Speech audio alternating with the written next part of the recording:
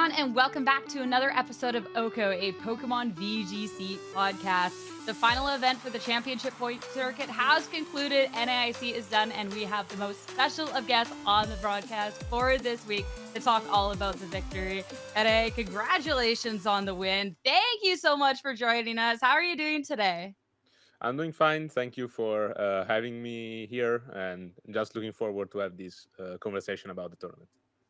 Yeah, I mean, we're really excited to have you on. Obviously, we got to hang out with you on Friday while we were recording that fun little bit segment with the wheel and stuff. And I'm just throwing it out there. Did it ever cross your mind since the victory that Marco was also in that bit and decided not to be a part of it, but you did, and you ended up winning the title? You think there's a connection there, you know? So it was always special to play against Marco. It's weird because every single final I played in the Masters division was against him, because I basically played two all on in this season, all against him. So of course, going into him in the finals was I was feeling a bit the pressure, I would say, because Marco was its fourth international final, and he won the previous three all 2-0. So I wasn't feeling too much pressure because of that, but a bit of pressure was there, of course. I knew that the matchup was 50-50, so there would have been a high amount of mind games, and this should not have made me worried too much about who was the opponent, but it still was, because the thing in that matchup was that I never lost it in my entire time playing that team. I always beat the six, having like 100 sets into that. But the fact is that the average match against it was just a random set in the ladder, or maybe in the GC, this kind of stuff.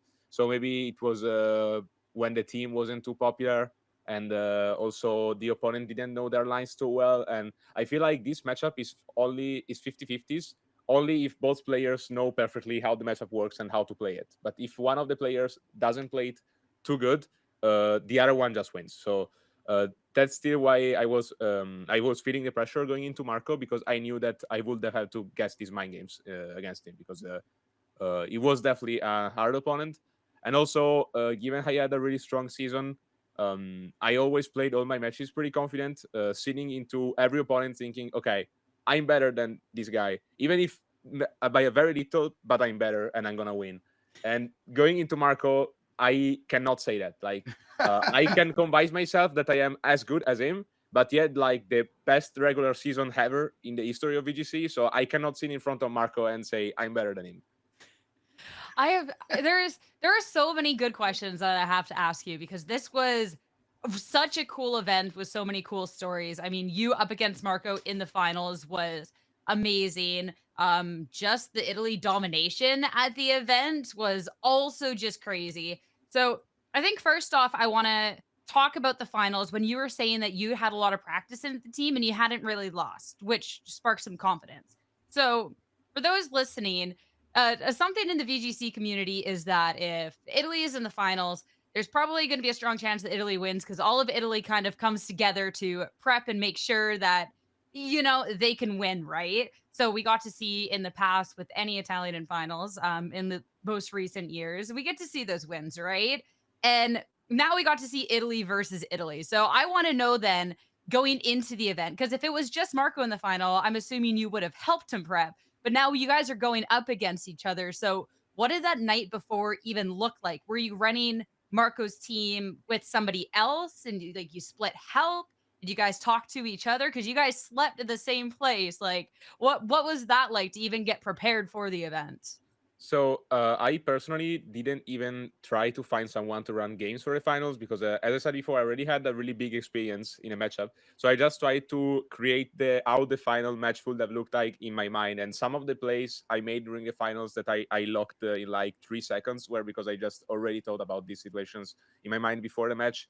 But I didn't want to do any practice game, just because I felt like, as I already had a big experience in a matchup, playing more games will just have confused my mind and might lead me into thinking worse scenarios than what could have actually be in the finals and what I was used to play. So I just decided to just think about it, not talking to anyone and not playing any games.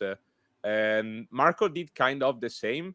we have been sleeping also with Luca in our place, but Luca was neutral. He was just not helping any of us. So he was, of course, he was on my team side. I would say, like, I was practicing together with him. So the Luca against Marco stream match in day one has been one of the things that I watched preparing the match. Like, I've not been playing any other set, but I watched some replays I had of Marco playing it, because he also played against another friend of mine that was using a team in the ladder. So I just watched the matchup played exactly against Marco. That's the only thing I did for the prep.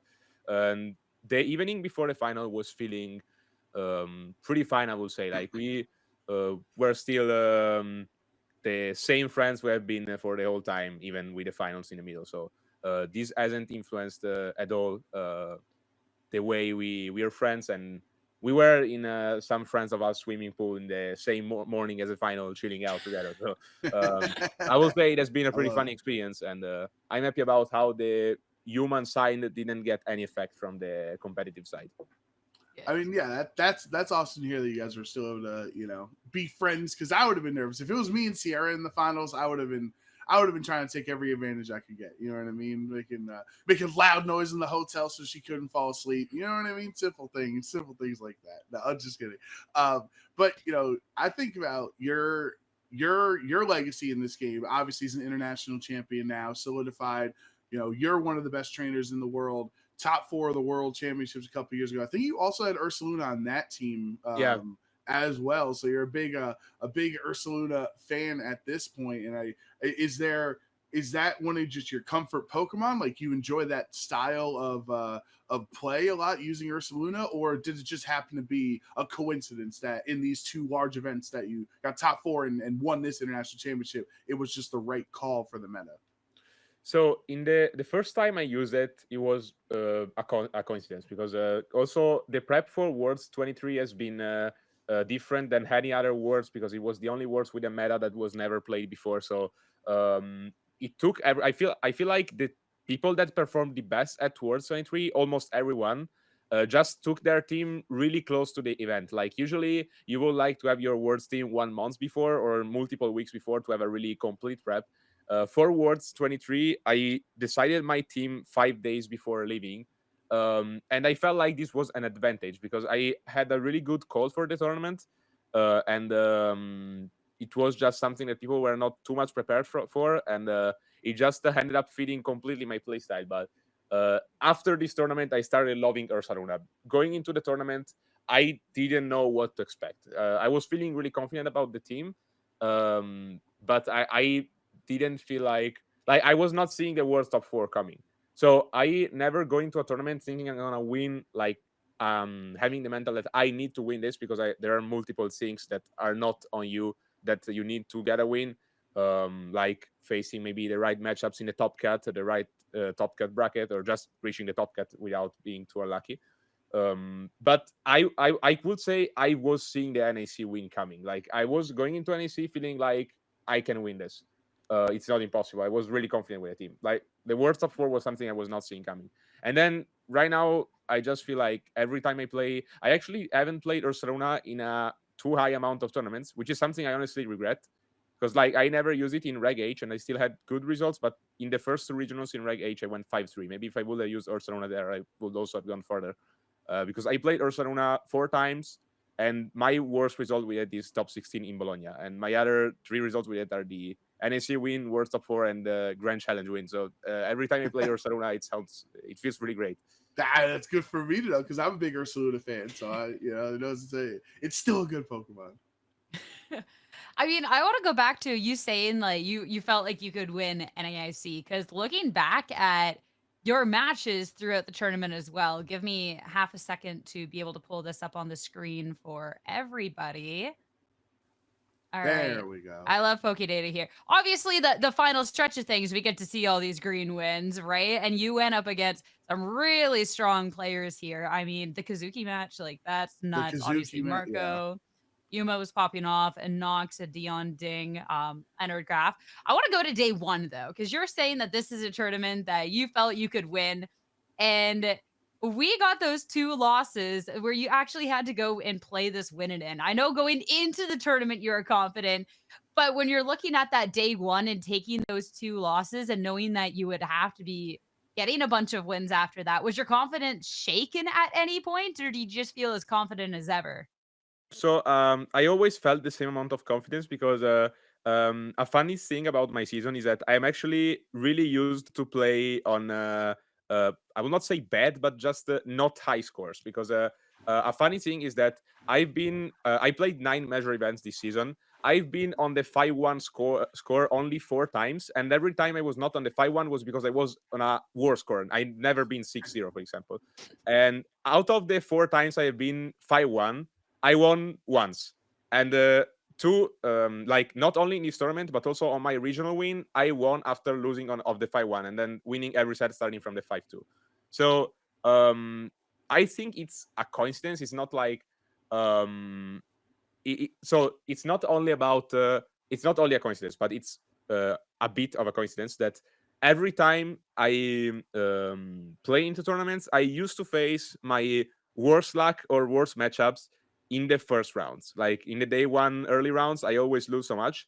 But it's also about how I play, because I feel like once I know that I cannot lose anymore, I just start playing at my best. It's something that doesn't put me any pressure at all. It actually pushed me to play better. And I got really used to play under this kind of pressure that I started converting it into just motivation. Okay.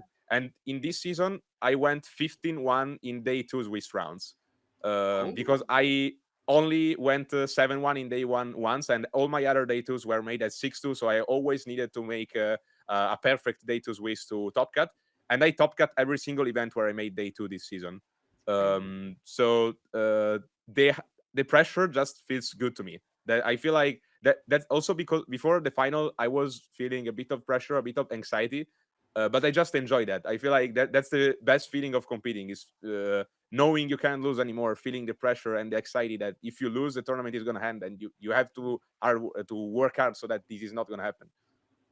I love that you're like cool under pressure. It's not that the pressure gets you; you get excited for the additional pressure, and obviously you keep performing up to that level. But if we talk about your back-to-back Japanese top cut matches there in right before your match with Marco, so you took out Yuma and Kazuki, who were both the final remaining undefeated players in the tournament going on day 2 Swiss, right? So how are those matchups against Yuma and Kazuki? Like, obviously, I mean, top 4 was super stressful as we were watching from the crowd for you to pull that one out. But obviously, these are Japanese trainers you don't get to face as often at international events outside of Worlds compared to a lot of the maybe European or American players that you face at the ICs. So did it feel like in those matchups, especially like, there's a smear goal there, right? There's some unfamiliar things. Were those matchups somewhat difficult because you had less experience against those players, or did you just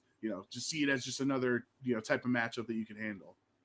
So I feel like both the Yuma and the Kazuki matchup were in their favor a bit, like not too much, but they were not good matchups for me because just looking at how I played these matchups, I took the insane risks starting from the first turns of both sets, like especially turn 1, game 1 of both Yuma and Kazuki set. I made probably the 2 hard risks I took in the entire tournament. Like I never played that risky in the entire tournament, and I felt like up until to top 8 I've been able to play kind of safe the most turns I did. Starting from top 8 I just had to start gambling with those 50-50s, and like the Smeargle CSR matchup is something that I didn't like too much because it all depends on which is Smeargle Terra. Like I used to play that matchup against Terra Grass Smeargle, and you could lead Insane Lunala as I did without taking any risk, because if Smeargle is Terra Grass, you could just fake out the Smeargle and Trick Room, and you're not playing any mind game there. Also because my Lunala was high vid to survive Life Orb Astral Barrage without terrestrializing.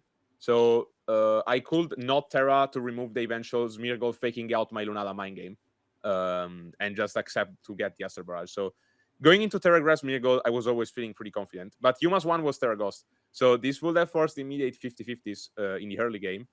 And usually when there are these kind of mind games, I feel like you don't have to be scared of playing them. Many times, trying to escape from mind game just means to end up making a worse game plan. So my mental here was, don't care that I can lose turn one. I'm just gonna go for what I think. I think what the opponent is gonna do, and I just counterplay it completely. Going into the stage, like in the 10-20 minutes before going into Yuma, I was already saying my turn one play is Trick Room, knock off into CSR. I don't tear anything. That was already what I wanted to do. I locked it immediately, and I just was confident about that. And luckily went for Terra Ghost with Miracle, Nasty Plot, and Spore into Lunala, which was the exact play I was reading. And most likely, if I will not say anything else, but there was a very high amount of different options that could have happened that would have gave me a really bad spot and potentially lose me the game immediately. But that was still, despite being a risk that was worked perfectly in that case, like it could not have worked better. It was still the play that covered me the highest amount of options, because the worst play that he could have made was going for Protect and Spore without using Terra Ghost. That's the only play that would have lost me the game turn one. Like any other turn would have given me a bad positioning eventually, but never an instant loss. So I was fine with that play that was covering the most options, despite still being a mind game, but was not a pure 50. And it's the same thing I did turn one against Kazuki, because turn one against Kazuki, I lock into Electro Drift into Maridon in front of Maridon and Landers, which looks like a really crazy play. Yeah. He also locks into Electro Drift in front of Maridon and Ursa Luna. So the main reason why I went for that is also that I already played against him on a Victory Road tournament, and I lost to him. I had a way worse matchup because he was playing pretty much the same team. It was one of the first tournaments in Reg I, and I was using a Koraidon team, so Koraidon matchup into Ice Rider is never really comfortable. Still with Lunala, like Lunala has been the mon that I played the most in Reg I.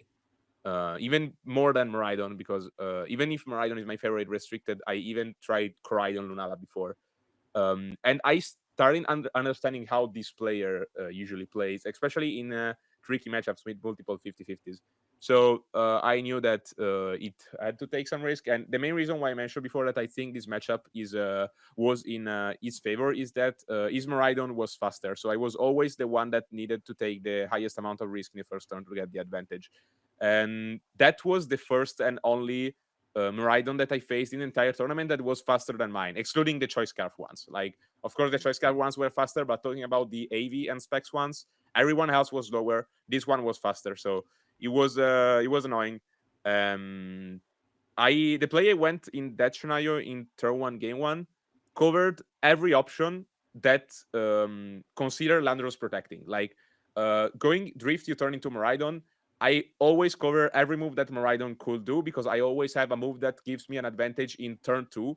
Even if they like go Draco Meter or Terglim and my Maridon dies without attacking, I always have something to do.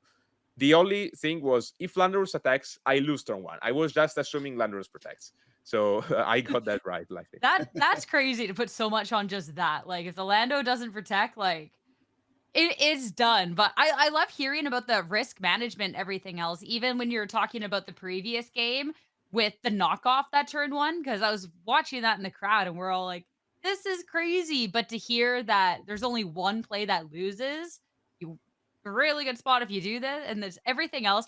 I really like that. And I want to kind of talk about then that risks and how you cover that in that finals, because obviously going up against Marco's team, looking at it, there was quite a few turns where we got to see Marco go for a spread damage move and we get to see a wide guard. Whereas if he had single targeted, it could have been really tricky and vice versa. And I want to know if that was more, this is just covering risk, or if that's kind of going more into the, you've played Marco before, you know how Marco plays to an extent, and kind of just calling out tendencies.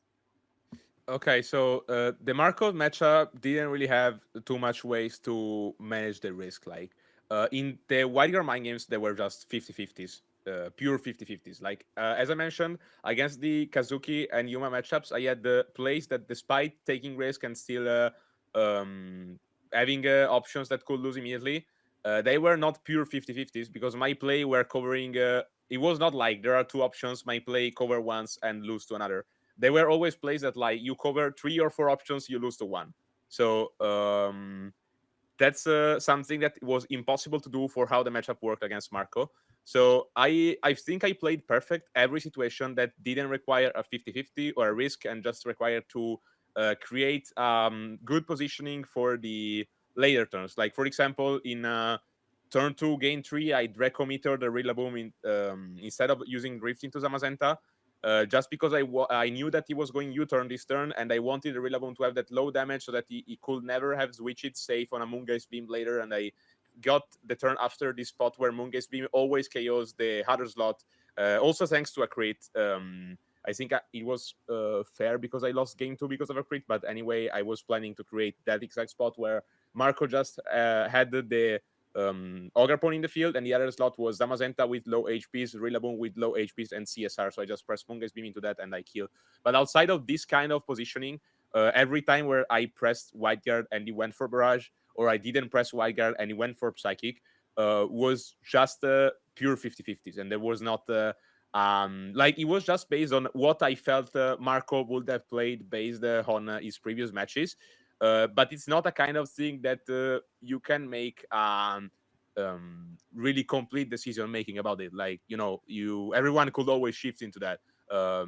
The opponent could assume that you're assuming that they're gonna play in the same way, so switching out their play style. So I was never too confident into that. I was just like, the main reason why I locked every mind game move in a really few seconds is that I didn't feel like it was worth it to panic trying to decide what to do. And I was like, since these are coin flips, I'm just not gonna let my pressure decide for me. I'm just gonna lock the first thing that comes to my mind and lock it, and that helped a lot. And I also a thing that some people didn't notice is that I saw a lot of people saying that I got every single mind game right, but actually I didn't get one right in game 1 that led into the third one, because we had a situation where we had 3 50-50s in a row. Like, in the first turn, I don't White Guard and Marco goes for Psychic into Urshifu. In the second turn, we have my last turn of Tailwind, and Marco has Fake Out pressure on Maridon, and CSR is in the range of any Lunala attack. So in this turn, if I Trick Room and Marco protects to end the Tailwind, I win because I just have the Lunala attacking the CSR still in a faster way the turn after. But if I Trick Room and Marco attacks, I lose immediately because I just get everything KO'd by Astro Barrage. So I predicted Marco go for Astro Barrage, and he didn't. He protected, so I went for the Moonblast and lost this 50-50. And this opened to the turn after where I needed to guess if use White Guard or not because of the 50 I missed the turn before. And I'm still happy that that's the only mind game I missed in the entire final. Like, everything else I got it right. So that was still great. I think you had the ultra instinct in the finals. Like, it felt like, at least from our perspective, just watching it, that you were, on the advantage, and that's very hard to do against Marco, because one of the things Sierra and I always talk about with Marco's abilities, especially in an international finals, is it feels like he dictates the pace of the match. He's always the one with the advantage, and the opponent's always trying to catch up to what he is trying to accomplish. But it felt like you were really in control of that set the whole time, especially with the wide guards, especially in game 1. It was like they even had a reaction of Marco's like face, like, oh no, I fell for the wide guard trap, Like, I think that was so like, you were able to play so well to get this. But with your Lunala set, obviously you have Electric Seed because of the Maridon on the team. This is very, very similar to that first team, right? That won the first regional in Milwaukee in this format. So with the Maridon Lunala core, and there's Electric Seed, there's Leftovers, there's Power Meteor Beam. There's a lot of different ways you can run Lunala. But do you think that is it only because of Maridon that you were able to be successful with this Electric Seed Lunala, or, like, as you mentioned, you tested Koraidon with Lunala? So was it like Lunala was on the team no matter what? You were finding a second restricted to pair, or was it only because of how strong Maridon and Lunala work together that you decided to use this restricted duo? So the main way I've been starting using this restricted duo was not actually trying to find out which is the best restricted duo. I was just practicing out random stuff. and just at the very beginning of the format. So usually when the format is just at its very first day, it's hard to understand what is going to be the best in the next months. Scoridon Lunala was not feeling too great because he was just feeling like the entire team was a 50-50 machine, and he was not really feeling like I could have made too much skill-based plays, which sounds weird because we have just been talking about how we played hold those 50-50s in the finals or in my last matches. But the thing is that I started having to play the 50-50s only when I started facing matchups that were not in my favor, or opponents that were as good or better than me. But this team allowed me to pretty much outplay everyone who didn't have a too great matchup or was not playing as good as me. While with the Coridon stuff, I was feeling like I always had to play those mind games, no matter how good or bad the matchup was or how good or bad was the opponent. So that was the main reason why I decided to leave it immediately. And also, the Electric Seed Lunala is the best in my opinion, just because the other one, like the Power Herb Meter Beam one, is one that I really do not like at all, because basically after you use, usually you always want to have Trick Room and Wide Guard on your Lunala set. And unless you drop one of those moves, you cannot run Moonblast on the Power Herb Meter Beam set. Which means that right after you use your Meter Beam, you cannot touch like half of the mons in the meta. Like you cannot touch Incineroar, you cannot touch any normal type Pokemon. So that was feeling really bad, because I remember I played a set in the in-game card ladder against Alex Gomez while randomly streaming on my Twitch channel set against like just a random Battle Stadium practice with Coridon Lunala. And I lost because we had 4 consecutive 50-50s in a row, because he had Terra Normal CSR. He had a potential switch in the back, and he could have protected. And I only had Lunala in the Trick Room with a Meter Beam. So I had to connect the Meter Beam in the exactly perfect turn to kill the CSR. And if I don't get this right, I cannot connect any more damage into it, and I just lose on the spot. And I just didn't call this right. And I was already not really convinced about keeping using it. But this game is the exact game that made me say, okay, I'm not going to play Meter Beam Lunala anymore in my life. In your life. Rest Yeah, in peace, I'm not going to use that anymore. I really do not like it, because Lunala already has a lot of 50-50s, but it can be something on its side, because the Wide Guard is a tool that helps a lot. But having both the Meter Beam thing and a Wide Guard thing, it's really bad. Also because I feel like Meter Beam also makes Wide Guard more predictable, because once you reach the situation where Lunala cannot touch the entire opponent team, what are you going to press? You're just going to press the Wide Guard, just because of the lack of options. So it just felt like it was really bad. The other set that has been even more popular than mine recently, that has been doing pretty well at the Italian special event, but also some decent placements even in Top Cut in NAC, was the Leftovers Calmine one, which still has the Moongaze Beam and Moonblast set, so it has a great coverage. With Calmine, it can do more damage. My Lunala was not a really offensive Pokemon, like it was more like of a support. A friend of mine was joking, saying that Lunala was just playing a restricted version of Porygon 2, which it's not. That's not bad, honestly. It's not a lie. I would say it makes sense. And the thing is, I'm the biggest hater of Calmine in general. So I feel like if you play double Fake Out and Calmine, you're most likely not going to win any tournament. And if we look at the biggest major events in the entire Scarlet and Violet era, Calmine Raging Bolt, Calmine Terrapagos, Calmine Lunala, none of them ever won a tournament. Like the only Calmine, and it's really funny to say, but the only Calmine that ever won a tournament was Wolfe at Charlotte with Calmine Fluttermane. Right.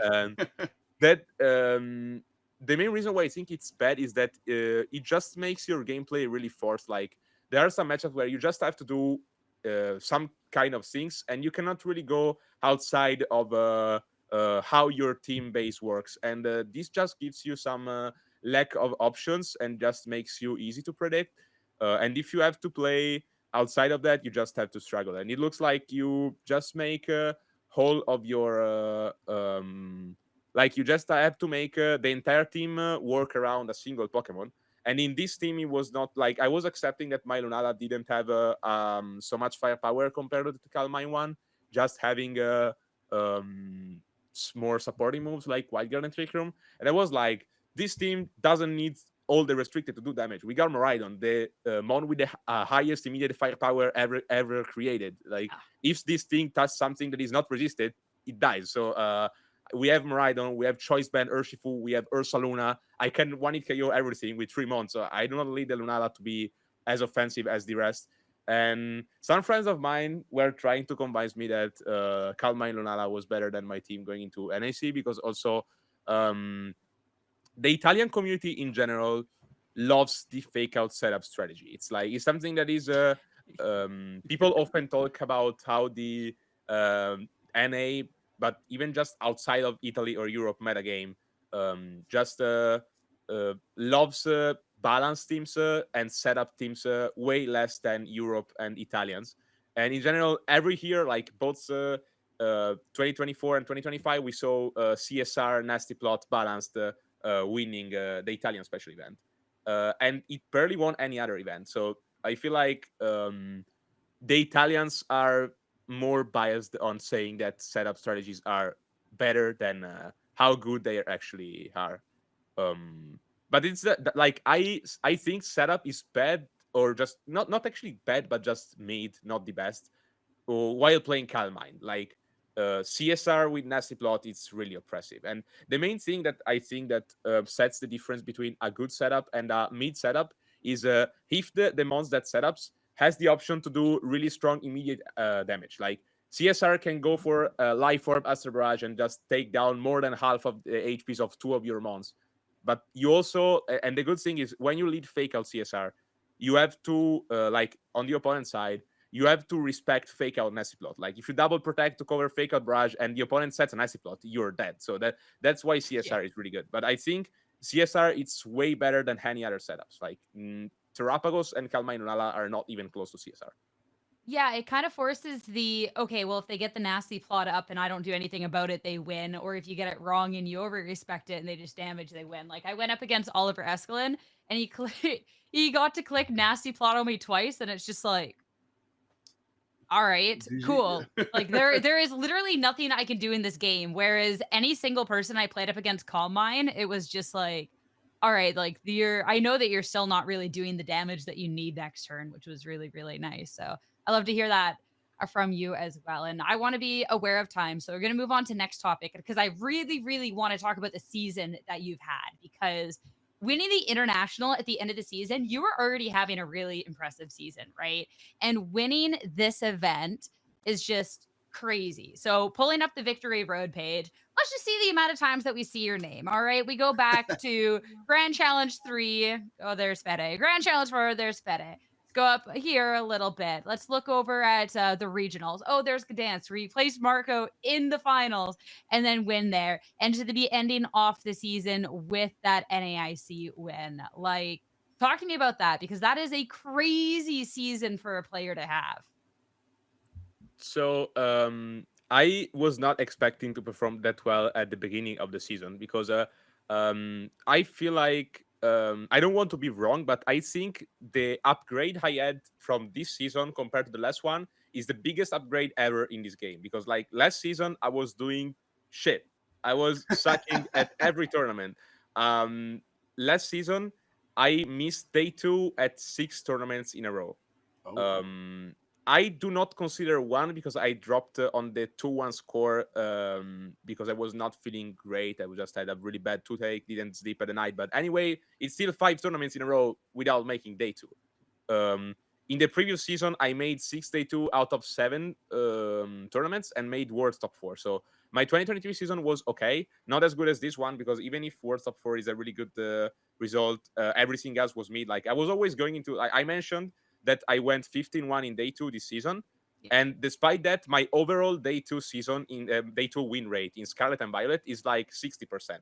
Because in 2023, I was going day 2 every time. And every time in day 2, I was going like 2-3, 1-4, something like that. So I will say the main thing that changed, like I of course improved as a player. I was not playing that good in both 23 and 24.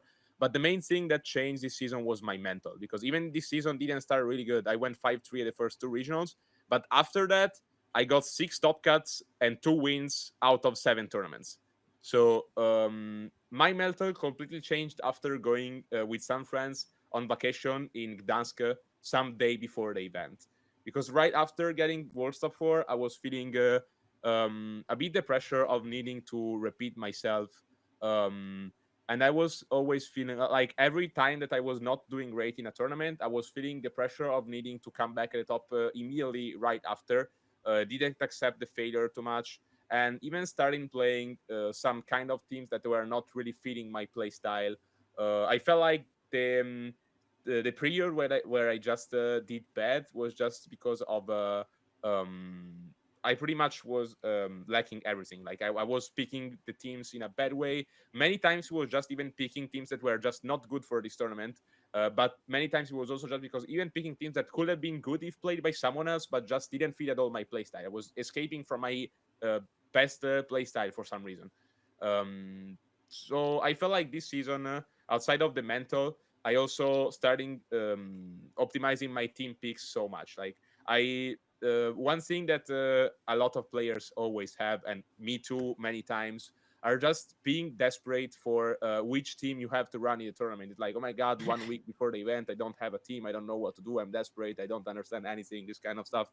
I heard this story a crazy amount of time, but I also been the one that lives this experience in first person many times going into the tournament. And Gdansk made me completely change that, because in Gdansk I left without having a team. Like where I was like, I go on vacation with my friends, I just have fun so that I can start feeding the game and the experience of the game in a healthier way and not in a toxic way. I don't care about the tournament result. I just pick up whatever I think is gonna be good some days before, and even if I don't have the team, I just go. And one day before Gdansk, Marco suggested me to run D6, and then I took the original version from the Lille top 8 player Fabian Kohl, who was playing AV Rillaboom and the leftovers Archaldon on that team. And I started playing, and it was feeling bad because I was like, how could you run Archaldon without AV? So I just put AV Archaldon and loaded dice on Rillaboom, and that was my own idea. But outside of that, I just took this team from a Marco suggestion, and the team was something that already existed. The thing is that I ended up winning the tournament, and my practice was literally 15 games, like 2 hours of games the day before the event. And this completely changed my mindset in the game. Like this tournament, I think, is the point where the things changed. I will not say it changed before, it changed there, because this tournament told me that it's like the team pick is so overrated. Like it was like, if I pick a team that is good enough with the right mindset and they play good, I can win. Like no matter if the team is a crazy call, no matter if the team, like as we saw in NAC, I won with a team that I was running since 2 months and exists since the very first days of the format. So that's something that I will never have imagined some months or years ago, because I was always with the mindset that is like, we need new souls, we need to create something new because everyone is going to be prepared, these kind of things. But they also looking at other friends' success, like Luca winning worlds with the classic Arubegam Rhydon 6, Marco doing an insane streak of results in Reg H with his Sun team, despite always like got final, won, got final again. And everyone knew about this team, but this didn't change his results. So I just understood what were the more important things.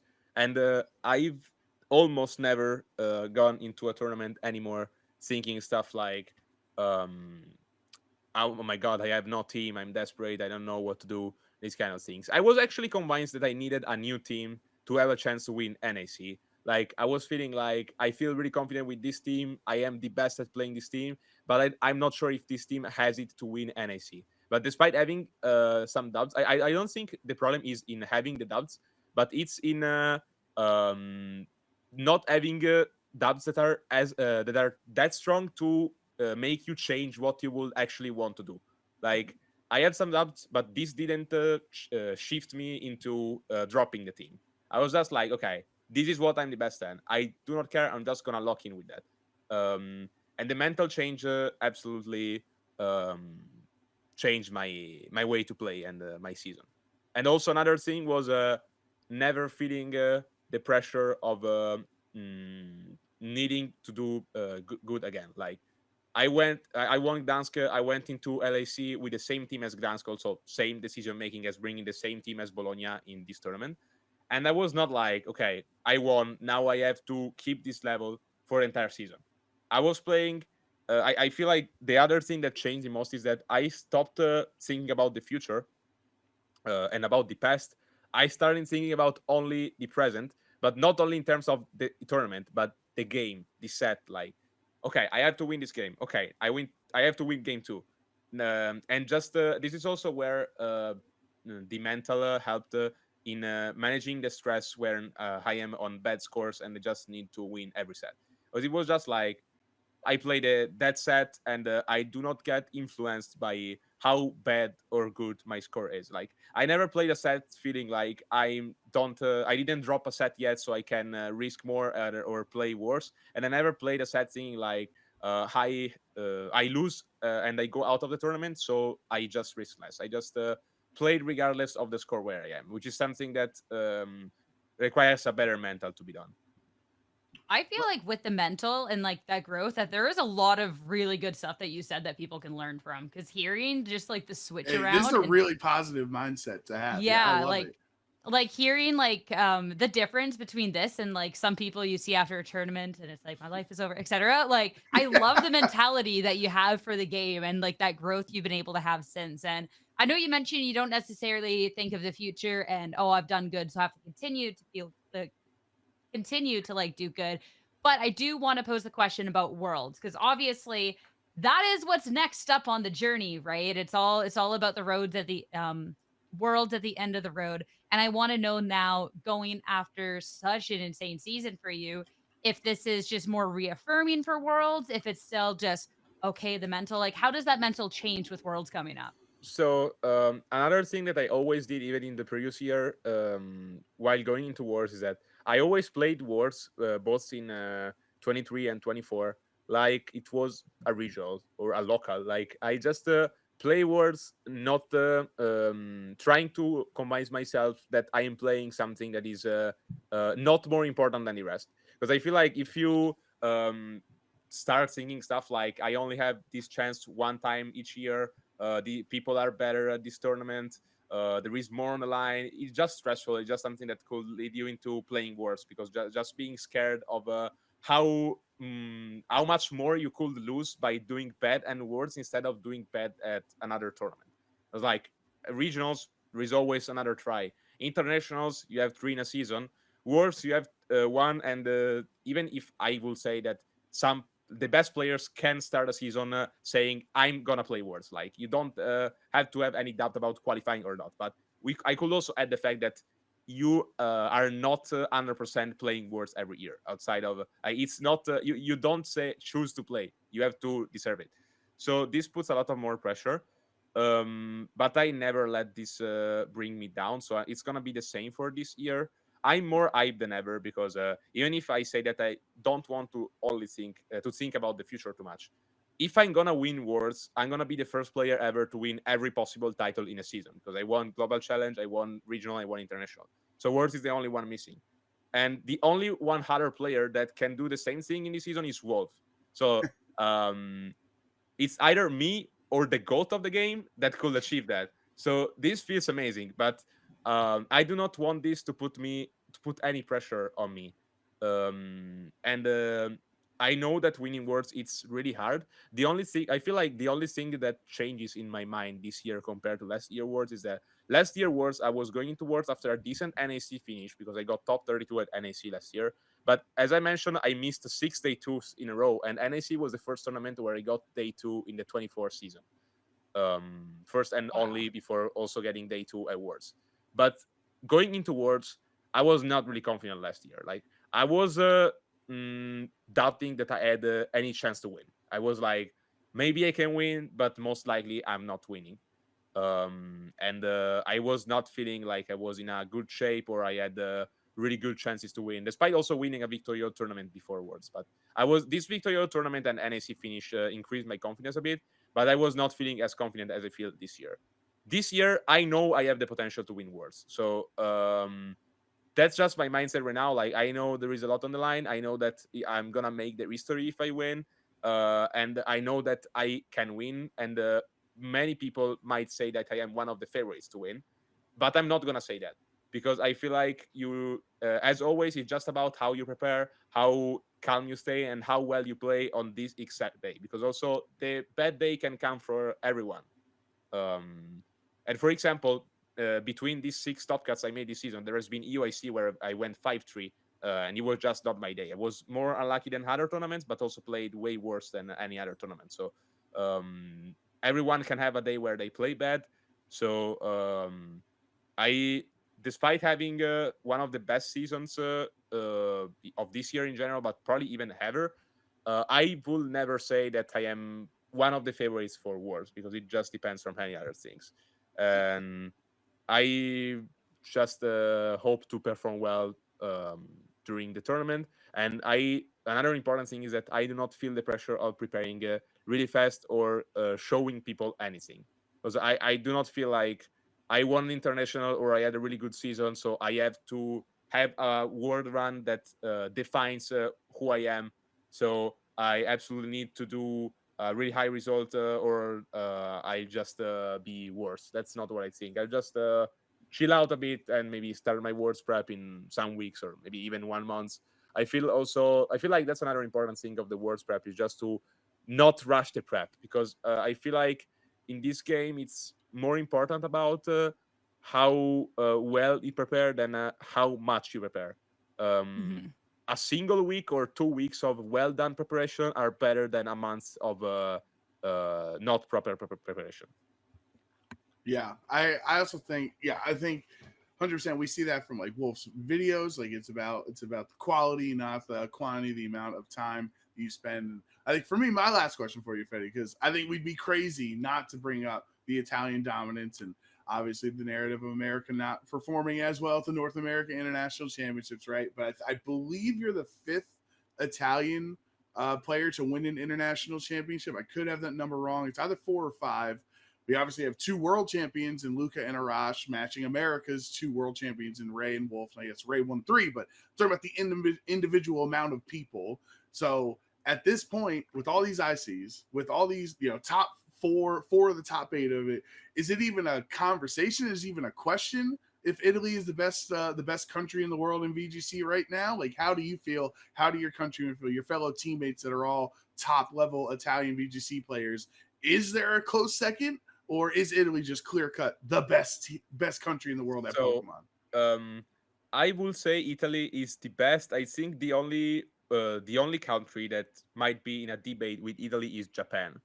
I think Italy is better than anyone that is not Japan. About Japan, I'm not sure, because we do not see them many times in the season. But every time we see Japanese players joining a tournament, they just crack it. Like, we had 2 Japanese at 8-0 at NAC facing each other in the first round, and they too, or actually it was maybe on the 9-0 even. Like, they were 9-0. Yep, 9-0. Yeah. So we had the first and only match that decided the top cut earlier between 2 Japanese players on a perfect score. One made top 8, one made top 4.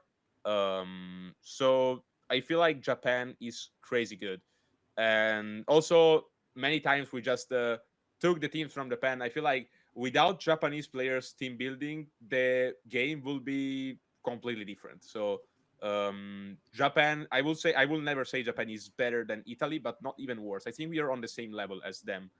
And I think you mentioned right before there are 5 Italian international championships, international champions, 2 world champions.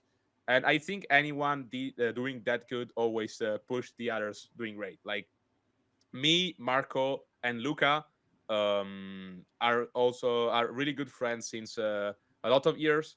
And personally, seeing their success has always pushed me on giving my best and try to be as good as them. And I think it's the same thing for them.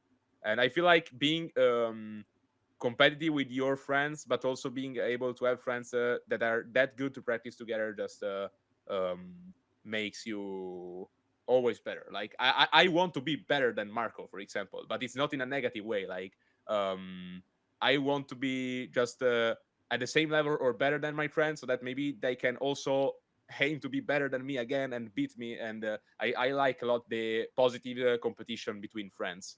And I feel like that's the same thing. Like I've been talking about that with Francesco Piopero at NAC. And even if we are not members of the same team, he's third in the world in championship points besides me and Marco. And he told me that seeing how good we were doing was pushing him to try to be as good or even better than us. So I feel like that's not only about your friends, but just seeing who is good and aiming to be good as them. And despite that, still being in a good friendship, like having a good friendship with those people. And even if you want to be better than them, if they ask you for help, you just help them prepare for a tournament. And I feel that's the thing that made Italy grow so much, because even if someone who I would like to help perform at a tournament asks me for help, I'm gonna help them anyway. And it's the same thing at the opposite side. And I feel like both motivation, other people doing good, and help each other just made Italy grow that much. That was very great. That is absolutely awesome. And I know we were talking about a community question. Joe Brown, do we have one? Because I want to be respectful of time. You've just given such No good worries. answers here for everything, Fede. That was like, we just got to keep asking more, Well, right? I But think there's mine one was- more community one that you wanted, or Well, it was kind of multiple people did ask about Italy's dominance and if they're the best region and why. Maybe it's okay. We can kind of flex it because somebody did ask like, why did NA do so bad? Why did NA? Why are we terrible? Blah blah blah. But like, if you think about it, Fede, like we had 5 Americans lose in top 16 or whatever, or North Americans, right? Because of Marcus, right? So it's not like NA was outside of the tournament as a whole. So, and then if you go back a couple months, there were 4 North Americans in top 8 of EUIC, right? So, is there this actual narrative between these countries, or is it kind of just luck of the draw sometimes when some countries underperform or other countries overperform? So I think Italy is a bit better than NA. Like I feel like if we compare both the average Italian player to the average NA player, but also all the best Italian players to all the best NA player, you're gonna get a bit overall better level from Italy. But I don't think NA is that bad. Like there are multiple coincidences that could lead into a country underperforming. Because also, as you mentioned, there were more North Americans than Europeans in Top Cut at UIC. Then I think the NAC thing was something that looked bigger as a flop, because at NAC you had almost 1,000 Americans, and no one in top 8 feels weird, because at least at UAC there was someone in top 8, still a low amount and still outperformed by North America, but not that much. And also a funny stat that Michael the Best published on his Twitter profile is that North America went 0 wins, 9 losses in Top Cut against the non-North American players. But I think that's a coincidence, because it depends from a lot of things. It depends from the matchups, from maybe some RNG sometimes. Looking at my matches, I didn't have any I faced Marcus Dion, which is Canadian, but I guess you can consider him North America as well, and Justin Knox in top 16. And my matchup into some of them was not really great, and I also didn't have any RNG. So on my personal side, it's not because of that, but I didn't look at the other matches, so I cannot judge. I just feel like you never have to underestimate too much a country, because you still always have some of the best players in the world in America. You got Wolfe, you got Joe Ugarte, you got Riley Factura, you got Justin Tang, Shiyan Tang. So many more that just didn't come in my mind at the moment.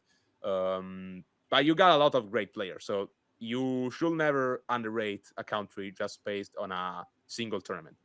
I will say if Hane, like I will say overall, Europe and Italians have been better than North Americans, not even by a few. Like there have been some situations where Europe has been way better, but for example, just having UAC where we are being worse shows that you should never underrate someone based on a single tournament. I would say if North America had every single international being worse than Europe, we could have said that. But having the Europe International, where North America does better, doesn't allow us to say that. So we gotta see Worlds. Worlds is gonna be the decider. It's gonna be you and Wolfe in the finals. I'm calling it. And Oh my God, that would be the coolest finals. That would be, fingers crossed for that one. But Fede, thank you so much for your time. Before we let you go, want to give you an opportunity to shout out your socials, content, anything else, so the viewers can make sure to go follow you, because I know you've left a lot of really good insight, and I'm sure a lot of people would like to follow along. Yeah, so my name is Fede Campo VGC on every social. So Twitch, YouTube, Instagram, Twitter, everything. It's just the name is the same, so you can find me there with that name. Perfect, easy, and thank you so much. Genuinely, this has been so been much insight. Yeah, I'm really glad that we got the opportunity to talk to you, and best of luck, honestly, with the World Prep, with Worlds. We will be rooting. See, be rooting for NA as well, because you know the tiebreaker. But we'll be rooting for you too. Okay. Thank you so much. It was a pleasure. Thank you again to Fede for the interview and absolutely everything. I mean, not to be biased here, because we've had a lot of great interviewees. We've had a lot of great people on the podcast. I don't know. Maybe it's just I'm still hyped up from NAIC, but I think that's one of the favorite interviews we've had. Like there was so much there. I know this is probably like the 5th time I've said that, but some of that insight is just, that's crazy. I love that. Yeah, honestly, like there could be a recency bias, but there's also just a truthful bias. And truthfully, that was one of the best interviews like we've had on the pod all of this time. Like that was a really positive mindset. You know, I'm definitely gonna be rooting for Fede at Worlds. Obviously, I want him to maybe beat a bunch of non-American players. We'll see what happens in the finals against Wolfe with those two. Which would that not be like the craziest storyline ever? There? Yeah, no, that would be absolutely nuts. But this is where we get to talk our portion of NAIC. I definitely have a feeling this is going to be a longer podcast episode, because we had very different NAIC experiences over the weekend, and want to be able to discuss about both of those, talk about the broadcast, and of course talk about the actual tournament itself. So where do we want to start with all of this? I think we have to start with the viral moment. I think we got to get it out of the way here, Sierra, because everybody's been I've had friends that don't even watch VGC that saw the clip on Twitter that have messaged me and like, oh my God, Joe's roasting America. He hates America. Blah, blah, blah.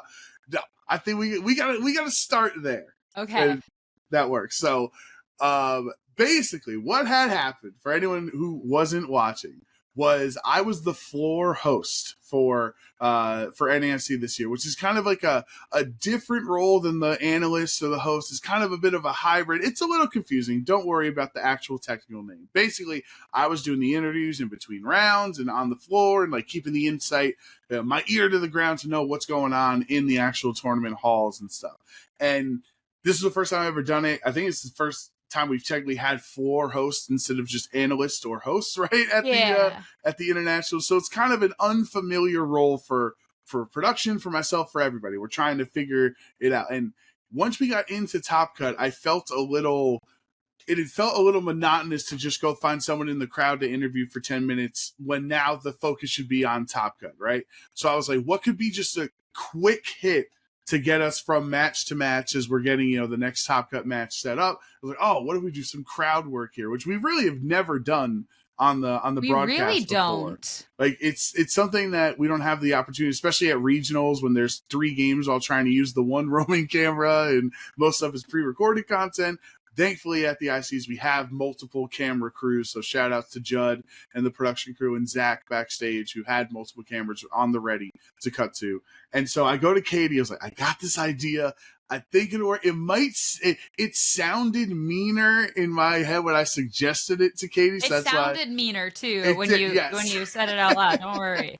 Yes, and so I was like, Katie, what if we would just like make a joke that there's no North Americans in top 8 of the North American International Championships, right? And she was like, oh, that could be funny, but like if they're not cool with it, don't do it. We won't do it. So I went out because I texted you if Joe was there and the whole crew, and so we made this plan, which was like we're just gonna make a quick little 20-second bit about how there's no NA players at the NA event, and then toss back to stage. and it grew from there. So like, also Sierra super instrumental in the success of this sketch. Because if it wasn't for Sierra, we wouldn't have had the people in place. Sierra came up with the perfect line of what North American are you rooting for? That was all Sierra's credit there. I give you 100% credit there, making it work, and then your perfect acting, which was me and he's like looks at everyone, and me in the background, and you just see me laughing the entire time, with like head down laughing. Yeah, with Nick Donnelly doing the his little signature face right next to you. It was just perfect. So for anyone that wants the behind the scenes, it was almost just like the world, it just like everything parted perfectly. The second row of the seating was completely empty, so it was like good for our shot to move Joe, Justin, and Marcus too, because no one was sitting there. We didn't want to be like, hey, spectator, can you move out of the way for the shot? Blah blah blah. Like we didn't have to do that, so everything worked out perfectly. I give so much credit to Joe, Justin, and Marcus. They were so willing to be a part of this bit. I think Justin needed a little more convincing than the other two, but he came around, and we're so proud because he really brought it home in the end. And I think it turned out more savage than I was expecting it to be, like with the tweets. And I don't know. I mean, obviously you've seen the tweets, and everyone's like, oh my god, this is devastating, Joe destroys America. But like, I really wasn't even trying to destroy America. I was just making a little joke that there was no NA players in top 8 of the NA event. It took off a life of its own. It was a little savage, but it was absolutely hilarious. I think my favorite too was the discovery. Oh, 3-time regional champion Justin Tang, one of the favorites. And like every time you like reintroduce a player, Marcus Dion, last time I saw you, like the crowd would start cracking up because like after you had talked to Ugarte, like they knew what was about to happen, they right? Understood, they understood the bit. I will say the one missed opportunity. So this original bar comes from Ugarte, but originally when Joe was like, "What are you doing here, Joe?" He wanted to say, watching the No American International Championships, which is hilarious. And then he ended up not using the line. But I had told Joe Brown that Ugarte was going to do that, and that if he didn't, that you should steal the line. And you had the to me, I think it's like, I don't know. I think it's too, like, we're already we already got the point, like, it's like you don't want to be too much of the same bit, we said it without saying it, and that's the best joke.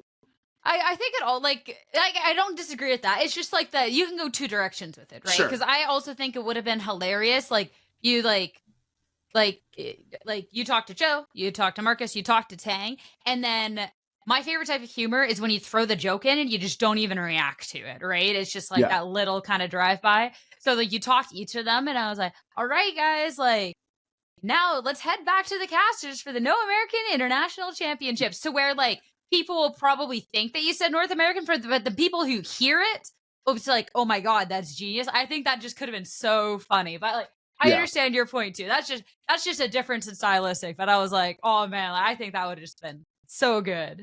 Yeah, and it was so funny too, because in the moment, so like I was obviously nervous.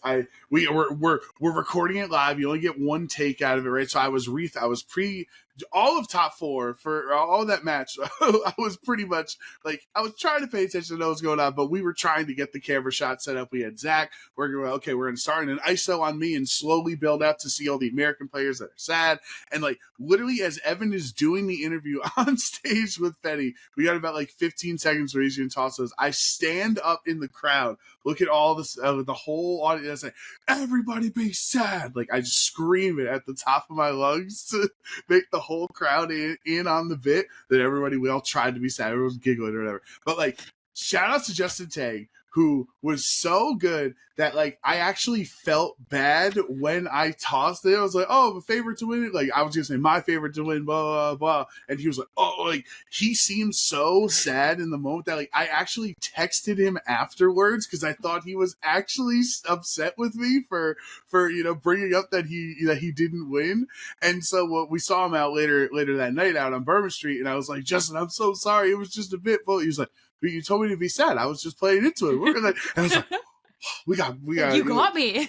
Justin's Ryan Gosling out here with his acting job. So it's just like it worked out perfectly, and like this, we couldn't have asked for a better video, because what I liked about the Sierra was, one, we don't do that kind of stuff, and a lot of people point that out. Like, we could try to, you know, do more little silly sketches like that, but it almost felt like, because I was the floor host, right, and it almost felt like kind of an award ceremony show, like the Oscars or the Emmys or whatever, like when the host is out in the crowd and they're ribbing the nominated, you know, actors, and so like you do those little sketches in the crowd with the crowd work with the celebrities, and that's kind of how that moment felt to me. And I think that was what I appreciated the most, was it was something that people were not expecting whatsoever, and then obviously it's taken a life of its own at this point.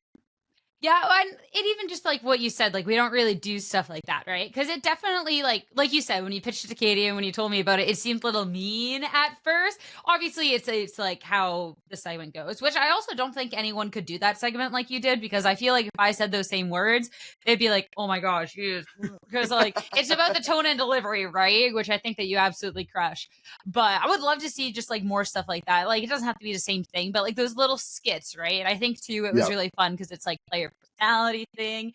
Obviously, anything that showcases the players that's even just outside of an interview, because we do interviews so often. It's just fun. Like it was a good one. It was a good one. Yeah, Top and tier. like even the TCG team backstage, and like seeing other casters throughout the weekend, like oh man, that sketch you did, like just not random in a negative sense, but like people that are not involved in the production or the VGC scene that like came up to me in New Orleans talking about that sketch. You know what I mean? Like that was okay. We have broken containment on this one. How about that, Sierra? A little classic throwback to breaking the VG containment in the Pokemon community as a whole.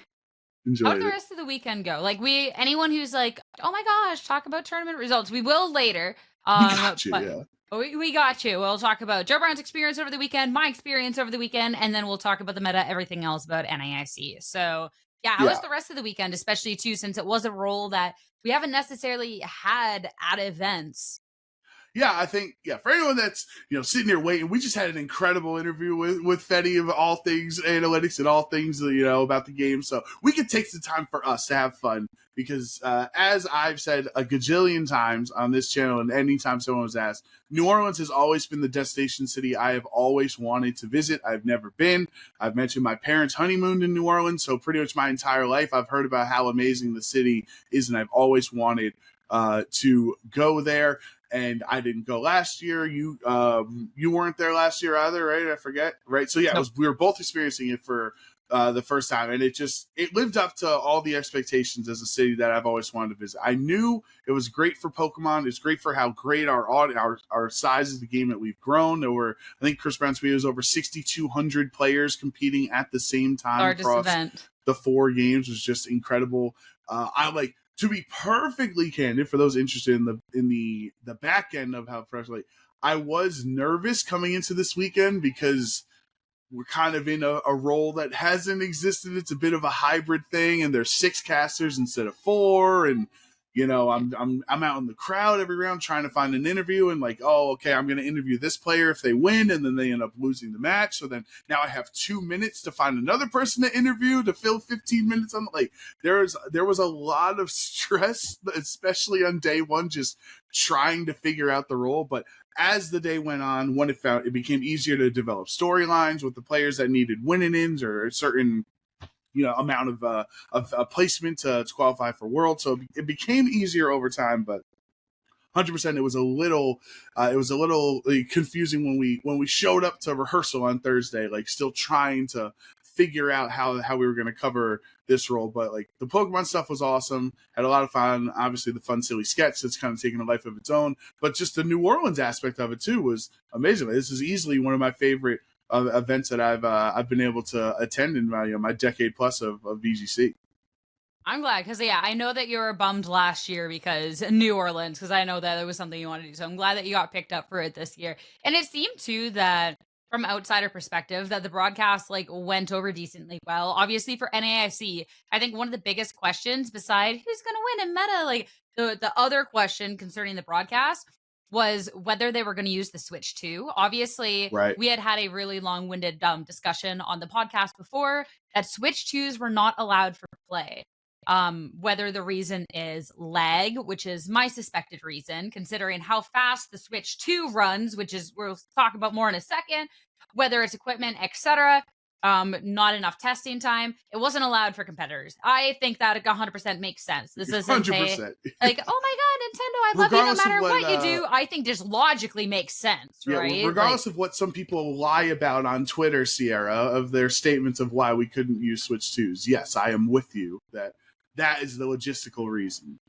I think there's just like they don't know an explanation like as simple as that, and like I think anyone trying to switch to a new console a week before the event starts is crazy. For the biggest event of all time, that is not when you switch consoles. Yeah. But because of the fact that obviously the stream is a very isolated case and they use production switches as opposed to people's switches, they opted to use the Switch 2, which going into the weekend, that was one of my hopes as a spectator, was that we would actually get to see that, right?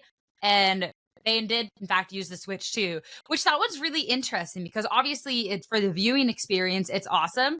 But I know there's already been discussion for the casting end of things that the game is just so much faster that it changes up the tempo of casting, which is going to be a really interesting kind of implication going on forward for how casting dynamics needs to change of all things, which is not necessarily the conversation I thought we'd be having when looking at something like the Switch 2. Yeah, I mean, that's a good point because for the last 3 years we've become accustomed to like, okay, in the middle of the play, toss to the color to cover the terrestrialization and a switch in, and the other side terrestrializes as well. So you knew like you had a lot of time for all this to toss back and forth between the action starting, and now in the Switch 2 that terra happens a lot quicker than it did before. So I think that is good overall. Like that was something that we were doing on commentary as a style out of necessity because of how it was drawn out. So I think in a perfect world, it is better if the pace is more appropriately paced out for the play-by-play and the color. So I think overall this is a move in the better direction for us on our commentary end. Yeah, I think it'll be interesting to see how exactly changes though, because like obviously you're talking about the Terra one. I like stylistically throwing to the color because then it's like, oh, hey, like, how does this change the match right now? Because this thing happened. But the one that's interesting, if you listen back to Evan and Scott's cast, first off, they crushed it. Second, I'm talking about the Masters finals. Fede had talked about the fact that he was just locking in moves instantly. We saw that from Marco as well. That was not an isolated case. That was from both ends. And then the Switch 2 just ran faster, which means Evan, in general, had a lot less time for any sort of analysis. Like, you really have to pick and choose if you're going to toss back to the action for the play-by-play. And since the turns are then playing out a little bit faster, you also can't really dilly-dally too much because then the play-by-play misses a good amount. Like, they did a really awesome job. And, like, I actually really liked the increased pace because it was like, oh, this is exciting, right? They had awesome music for it. Like, it was increased pace. But on a color caster aspect, well, then that does change a lot because if the players are locking in moves, when are you going to get to talk? Yeah, I mean, it's a double-edged sword, right? You're going to talk less, but now the more that you talk, the more valuable your words are, right? From Scott, in Scott's perspective there, he now doesn't have to dilly-dally, as we say, over some things that aren't as relevant. So it could also potentially help us or help other casters, with their color commentary skills, that now you do have less time. You do have to say, like, every word you say matters because you're not going to be able to fit in as many as you used to be able to just having to try to fill those 25 seconds between moves of the players. And this is a unique perspective of Marco and Fede facing each other and knowing each other's teams. So like it could be a different scenario if there was more stress, if there was a less familiarity with the two teams in the finals and they were taking more time, then you would still have the normal amount of banter back and forth. Yeah, but I definitely do like the decision overall to use the Switch 2. I think the viewing experience is just, it still looks a little weird in my opinion because it looks too smooth. It's like, it is jarring, when we're so used to like everything like taking, so it just feel like, whoa, wait, are we on a mod? Like, what is going on? It's like, no, baby, that's just a Switch 2. Yeah, it's a little weird, but like it does look better. So I'm sure Legends EA and then whatever Generation 10 will be, because obviously Starlight Ride was not built for the Switch 2, right? Like those will look more smooth, with the Switch 2 in mind. Going on forward. Yeah, but yeah, so I'm glad broadcast stuff for you was good, even if it was a new role and it was a little nerve-wracking. For those who didn't see over the weekend, I actually competed at NAIC. This is the first time I've ever competed at an international for VGC. I've competed before for TCG, back before COVID, but never for VGC. And it's actually also the first competition I've competed at this season. I had a bad interaction at an event last year, and I have anxiety, so that bad interaction kind of just like really spiraled, and I didn't really feel comfortable going to events. But with missing NAIC last year and remembering the FOMO that I had, I was like, I really cannot miss it this year. And like, I'm not gonna go to a competition and spectate. Like, that's just not the type of person I am. If I'm gonna go to compete. The bad experience I had was outside of competing anyways. It was someone else, so spectating wouldn't have felt that anyways. So I decided to go compete, and it was so much fun. Genuinely. I went 3-5, so the record maybe not the greatest, but I took a game off Oliver Escalin, who's a really, really strong player. So that was really awesome. And like when I say took a game, like beat him in 3 turns, took the game. So that was awesome. I was playing Ditto. I was playing Miraidon, Cali Ice Rider, and he was playing. You know how I mentioned to Fede that like Oliver like nasty plotted twice on me and I lost. So he did that game 1. I lost in like 1 turn, guys. The first nasty plot already sealed it. The second one was overkill. Like that's like it was brutal. Second game, I'm like, I don't know why I didn't bring Ditto. I'm bringing Ditto. So he nasty plots first turn. Then he kills my Grimmsnarl second turn, and I made sure the Grimmsnarl was in the slot where his Calyrex was. I bring in my Ditto, boom. I instant win because I'm now at a +3. I have Sash. I have the partner Pokemon. I love it. It's done. Like I get, it was awesome. Then a third game I lost, but like that's okay. He's a super strong player, so if you take it a game, I was feeling good about that. But yeah, no, it was really fun over the weekend and no bad interactions. So that was also really good. So now, did people in any rounds did they always recognize you? Oh, I didn't recognize you, because I know when I play in tournaments, and other people they're like, oh, I'm not used to seeing you not wearing a suit, right? So it takes them a second to remember you're just in normal people clothes instead of dressed up for the stream. Do you have any interactions like that? Most of my opponents didn't know who I was, but there was always either someone like next to them or next to me who knew and commented on it. There was one person, this was really endearing, but it was also kind of embarrassing at the same time. So this is a no tea, no shade, but I'll say it. But like my opponent didn't know who I was, like a couple people around, but then they're like, guys, we have a caster at our table. And I'm like, oh my God. Which is like the sentiment was really sweet. Like they were just excited. So I'm not holding them against it. It was fine. But I was just like, oh my gosh, I feel so awkward. Because I don't really like to draw attention to myself that way when I'm playing up against opponents. Like there was someone that I was playing up against where he got a mechanic wrong. And like there's the moment that I could be like, oh, like I know this because I have to, but it's like, no, I'm not saying anything. Like I don't bring it up. I don't advertise it. Like, yeah, so that was really funny. It was a little embarrassing, but it was really funny.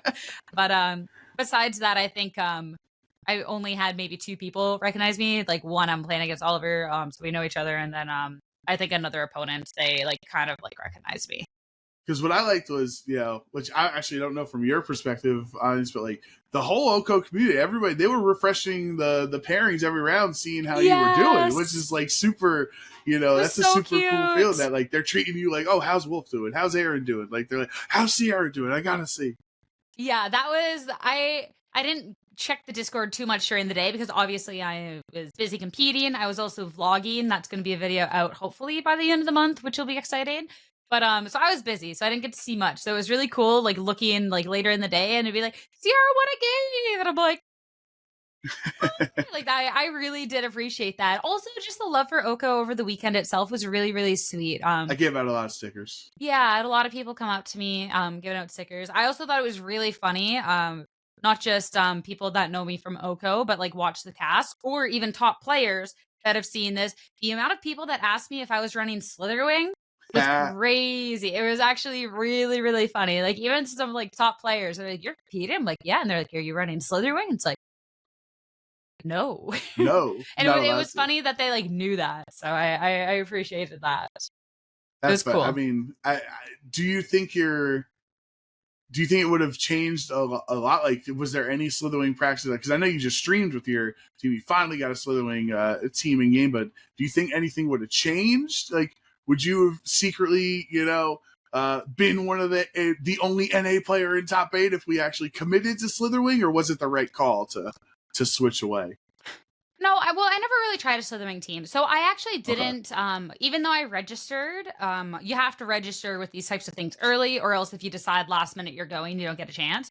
But I mean, I missed obviously a few podcast episodes. I've been pretty sick. So I wasn't sure I was going to go to NAIC. I'd actually thought I wasn't going to go, and I didn't book my flight until Monday. So in terms of team preparation or anything, it was pretty minuscule. So I ended up running the same team as a friend of mine, Tyson Hughes, Charisma Check. Because it was something he was already working on, and it was a friend that I could talk to with the team, right? So like it could have been fun to run Slitherwing, but I would have needed Ugarte to build the Slitherwing team. He's busy with his own team stuff, and like there is that level of I want to be semi-competitive at least going into this. Like it is the only event I'm competing at. Like I obviously went 3-5. I didn't really practice. I couldn't have expected much better, but I kind of wanted the team that would give me the better chance at a potential day 2, like if anything, right? Which I felt that was it. So I think next year I want to try and go to as many events as I can. I think I have a really good content plan in place to make it so it's worthwhile to do so. And I had a fun time competing. And I do think that maybe there's an event or two that I could like try and play a little bit more goofier Pokemons at, because I would be playing just more events, right? So it's not like, this is the only time. Like, no, here's the opportunity, right? So, yeah, I'm also excited for my own guest appearance in the vlog. I was in there a couple times, so yeah. So planning out the segment. We got to see you day 1. Yeah, so it'll be cool. I've already like started the scripting for it. It's gonna be awesome. I'm very, very excited. So can we just take a moment here, and we're not to get into the details of what happens, because New Orleans is kind of Vegas style in that way. We don't have to talk about it, but can we talk about Bourbon Street? Can we talk about Saturday? Like, don't get into details, but like that was one of the coolest things. It was the longest street I've ever been on. 8 million bars, thousands of people in the just in the streets drinking their beers and but like walking around. Like it lived up to every idea I ever had of Bourbon Street in about 31 years here. It was chaos. There were so many people there. It was so many people there. Because like, yeah, I was so tired. I did not want to go out wandering, but I kind of, you mean it's one of those things with New Orleans, right? You hear about New Orleans, it's Bourbon Street. So kind of had to go experience it. I ended up, went out for dinner, and there was, this isn't really Bourbon Street, but it's something that I got to do on Bourbon Street. There was a barbecue shrimp cheesecake. Oh, that's right. Disgusting. Yes. But we had to order it and try it, and I think that was probably one of the worst things I've eaten in my life.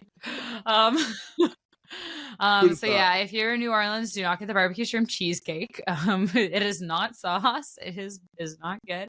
But no, that was cool, and it was cool that there was stuff like close by, like to do as well, right? Like it is cool too. Like obviously, like you're working the event, but for myself, it was like I don't need to be in bed at 10 o'clock. Like I can stay out and like our call time was 2 p.m. on Sunday, so we were You're good, but I actually go out and like hang out with people and see people, which is always nice because you don't always get to see people like at the event, but then like afterwards, like all these people from around the world you can chat with. It's cool. It's cool. I think the big moment we have to discuss about Sierra, because this has been years in the making. Friends, loved ones, OHKO listeners, the great Shohei debacle is over.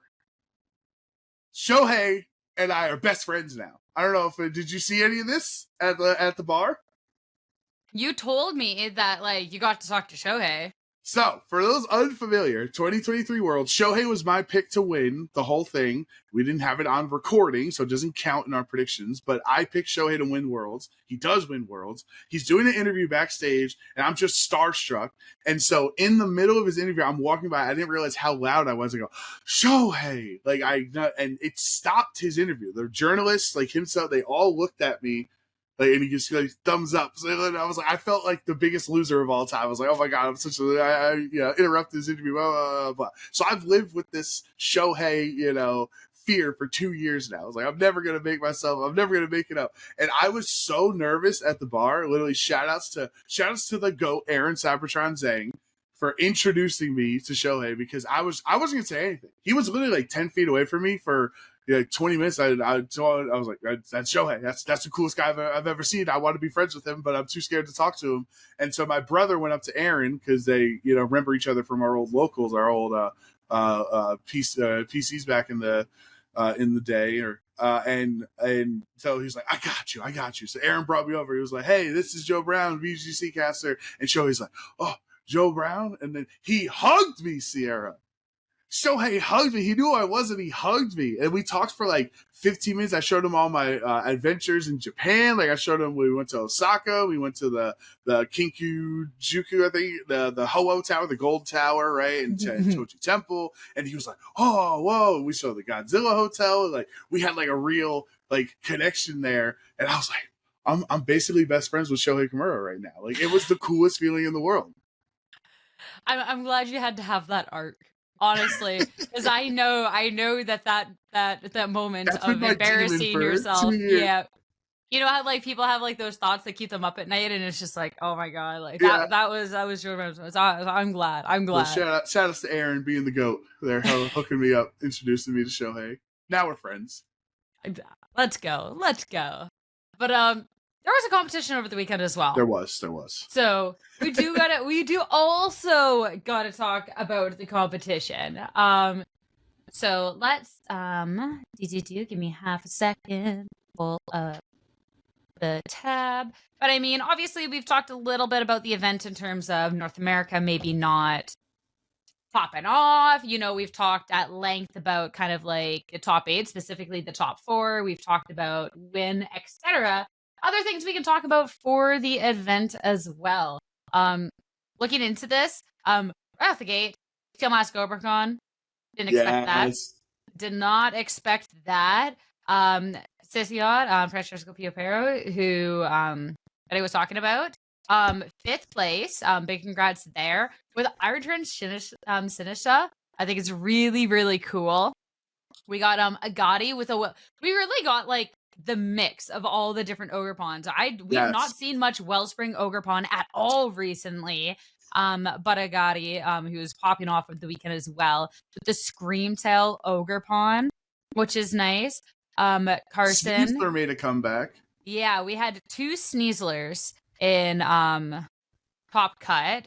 Marcus Dion, Canada, as well as Carson Confer, who they've worked on teams together before. Yeah, both got the Sneasler. What else is absolutely crazy? We got Nails, Nick Navarre with the Iron Jugulus, also nuts. We got the one Kyogre there. That is the only Kyogre. But yeah, how are you feeling about this meta? Because this is like, besides like some obvious suspects, which is a million and everybody picking up their Wolves and Cineroar. Other than that, like it seems to be a decently diverse cut. Yeah, I was gonna say I do feel I was like pretty excited about the whole weekend and the matches we had on stream. They felt like a good melting pot of restricteds that we were able to showcase. It wasn't all just CSR Zamazenta or Miraidon Cali Ice, right? Like those are definitely the big threats going into the tournament. I think 12 of the 20. I think what Rosemary said was like 12 of the 22 were either CSR Zamazenta or Miraidon Calyrex. I can't remember off the top of my head, but it felt way more diverse. It felt like you could have a bunch of different restrictions. Like you have Francesco with the Terapagos, right? You have some Koraidon, CSR Koraidon Lunalas as well. it still is, as I said on the pre-show, it's Miraidon's world, and we're just living in it. Like, even with Ursalunas, even with Rillabooms, like, heck, even Eric Rios had Miraidon and Rillaboom on the same team. Like, so that's how strong Miraidon is. Sometimes you're taking your own terrain away, and it still works out like incredibly well. So I think overall, it's definitely like Miraidon and the rest of the crew, but it still felt wide enough, you know.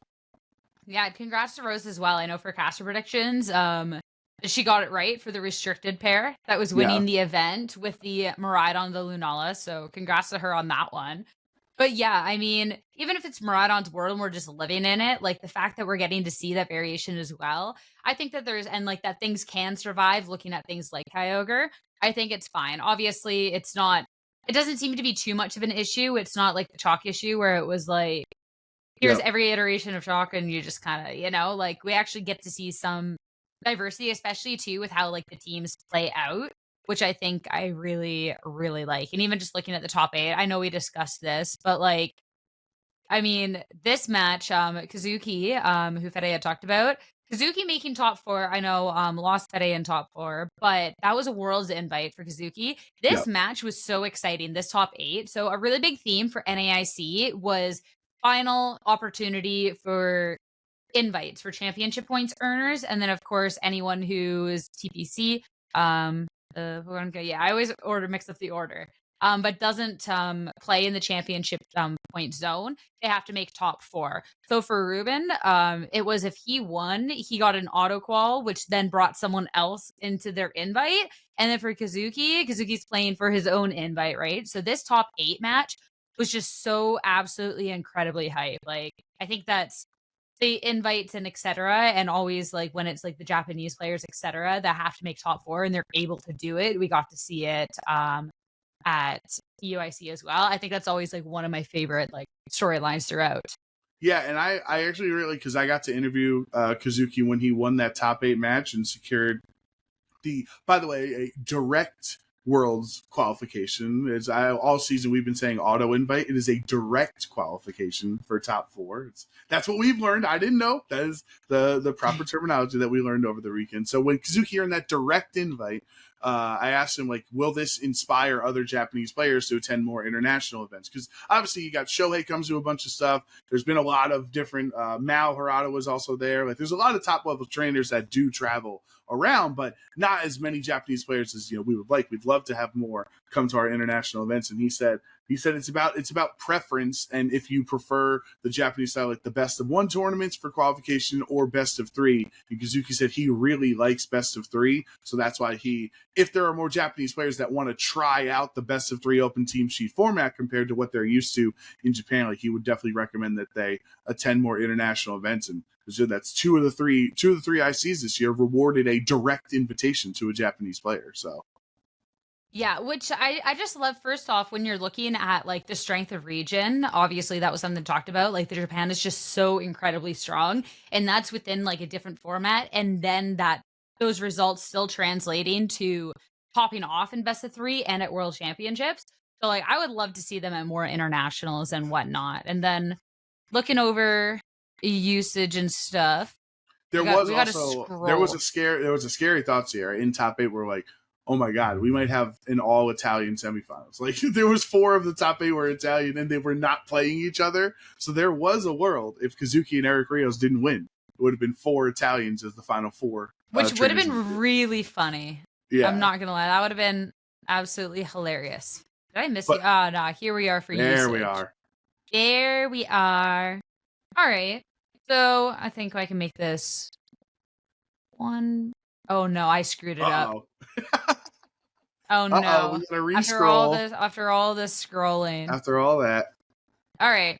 So day 1 on the left, day 2 on the right. But I'm into this. Like, 21% day 2, 20% day 2. Like, none of this looks like too, oh my God, like problematic. Like, that's not even 50% of the field for 2 pairs that are really strong. I think like things are okay. And it's a larger field too, right? It was probably like 160 day 2 players or something like that, whatever it was to start the day. So I think Yeah. that does allow it to dilute a little more. Like usually when we're like, oh man, 38% of the players were in day 2, but or 38% of day 2 teams had this duo. It's like, okay, but it was only like 43 people. Like, you know, it's a little different than we have over 160 in day 2 at NAIC. And like, I think to me, Sierra, like, what stands out is like there is the clear cut. We have the individual stats, but the duo stats. It is very clearly that top 5, right? Miraidon, both Calyrex forms, Zamazenta, and Koraidon. Those are like, even though we love Lunala around these parts, and Lunala won the event, like the rest of the field is just not as generally into Lunala as a second restricted. It's really those 5 restricteds in some combination are making up such a massive percentage of the restricteds. Yeah, I don't think any of the day 2 stuff for that surprises me. I think like the biggest surprise to me is like maybe that kind of like disrespect for the Kali-S Zama for the day 1 when you're looking at 11% of the field being on Kali-S Zamazenta. Like obviously that is a really, really strong pairing. I don't know if people were maybe scared off of it because everyone was kind of prepping for it and maybe because it didn't have early results for that said same reason.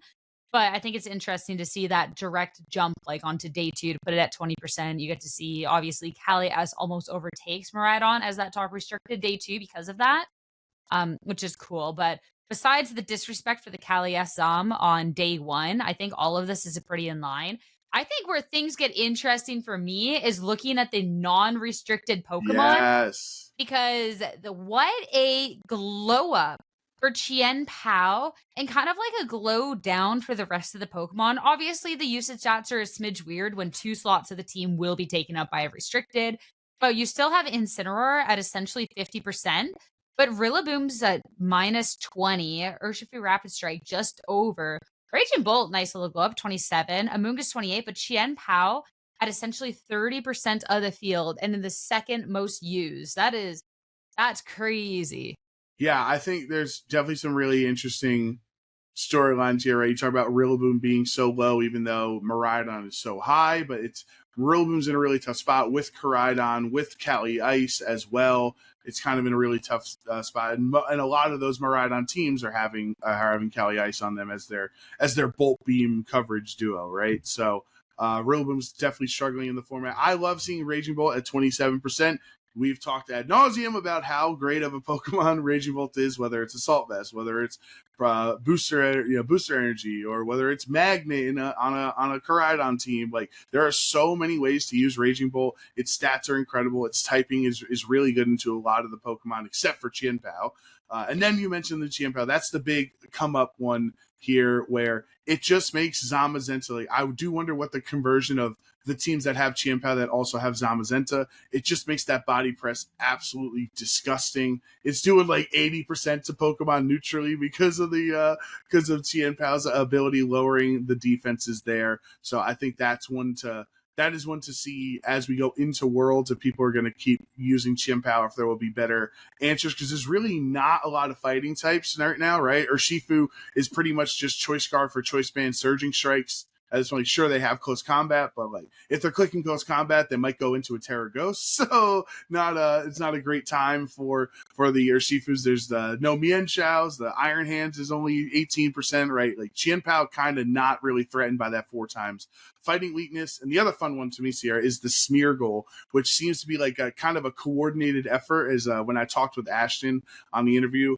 he had a team building group of 10 players at NAIC, and 7 of those 10 that brought the same team made day 2.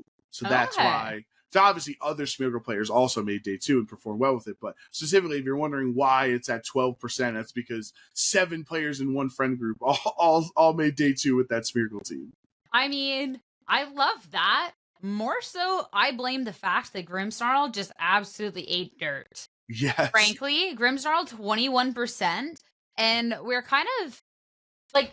And it won the first 2 regionals, Grimmsnarl. Yeah, Reg I has been really interesting because obviously when we were looking at Reg G, you have the big powerhouse restricteds doing a lot of damage, right? Like right out of the gate, when you look at the very first regional win back in Indy, it was a Miraidon that, I mean, you just one-shot things with Electro Drift, even through resisted hits. It's crazy, right? And that kind of seemed to be the trend. We did slow things down a little bit near the end. We got to see kind of bulkier things. That's where we got to see Lunala. But it was always like the big, bad, powerful restricteds are going to do damage. Then when we got to Regulation I, it was really interesting because instead of just automatically being, choice specs, you do the most amount of damage, it turned into we're getting slower Miraidons that are supposed to survive hits. You're getting ones with Choice Scarf to outspeed, which is then obviously no longer choice specs, etc. We have Assault Vest for survivability and be able to switch moves, which then meant now if we're slowing down the meta, we're bringing out Grimmsnarl. We set up the screens. You even provide more of that survivability, right? You have paired up with Pokemon that can help survive. So it was kind of like right away, things were really weird in how they shifted. But then Eddie's talking about how his Miraidon's just faster and it's just like KOing stuff. We got the choice specs. And you get to see here that screens just really did not convert well whatsoever. Really showcasing that other people have answers into it. They're just KOing Grimmsnarls and disrespecting. And that just dealing that amount of damage like was just kind of good overall into the meta. And that you couldn't really slow it down enough. So I'm curious with how that one's going to kind of push on forward to Worlds, because normally what I've seen is the longer the format goes on, the more it slows down. But then it's interesting that we already kind of slowed it down at the beginning and seem to kind of speed it up a little bit more now. Yeah, I think it is interesting because you have the Whimsicott on a lot of these teams, right? 16% or whatever of the field, but like or 18%. But it also feels like Whimsicott's on a lot of teams that it's not brought in the matches. You know what I mean? It's kind of like Urshifu's role right now in this format as the Terapagos breaker. But if your opponent doesn't have Terapagos, you probably have Miraidon that or that Urshifu doesn't want to face up again. So a lot of times Urshifu's on the team, but he's not being brought into every type of matchup. So I do wonder how that is working out in this format. And like, I wonder your thoughts, because I had discussions with some of the American players when CSR Zamazenta was doing so well this weekend, and they're like, "Oh, people don't want to opt into the mirror. They don't want to opt into the mind games. They don't want to opt into the speed size." But it's like, okay, but everyone uses Incineroar, which it matters how you train your speed stat on Incineroar. Everyone used Rillaboom, which it mattered how you trained your Rillaboom speed stat. Everyone used their Shifu, which it matters which their Shifu was going to be faster if you're Adamant or Jolly. Like, so to me, like my confusion is like, what's one more speed tie? You're already using the same Pokemon that all have that. You're all using Iron Hands, Calyrex, or Ursaluna that are all the exact same speed, right? So like the European players have figured out like you're just going to put yourself in a position, or if you can win, obviously, if you're a good player, if you're a skilled player, that it doesn't matter if both CSR players have a max speed, restricted Pokemon. You're going to put yourself in a spot that they can't click Astral Barrage into you when you can click it into them. I mean, I think the biggest thing is it's, as you were calling out, like the positioning. When you're looking at things like the Incineroar and the Rillaboom, I first off think that there's a lot of different viabilities for how those can be trained. You normally don't see Incineroar at the top speed. You get to see them be a little bit bulkier, and you can really deviate with exactly where that speed stat is, because there is also the, well, do I want to be slower in Trick Room? Do I want to be slower Incineroar? Whether like you can prioritize a faster fake out, so you have it like faster, or you can prioritize the slowing parting shot so you tank the hit to then bring something in safely. So I think because of that people aren't necessarily worried about the speed ties, because that deviation is going to be on what feels better for the team. And those are Pokemon that are a lot more positioning heavy, so you're not opting into a 50-50, but as opposed to a reposition to get yourself in a better board state.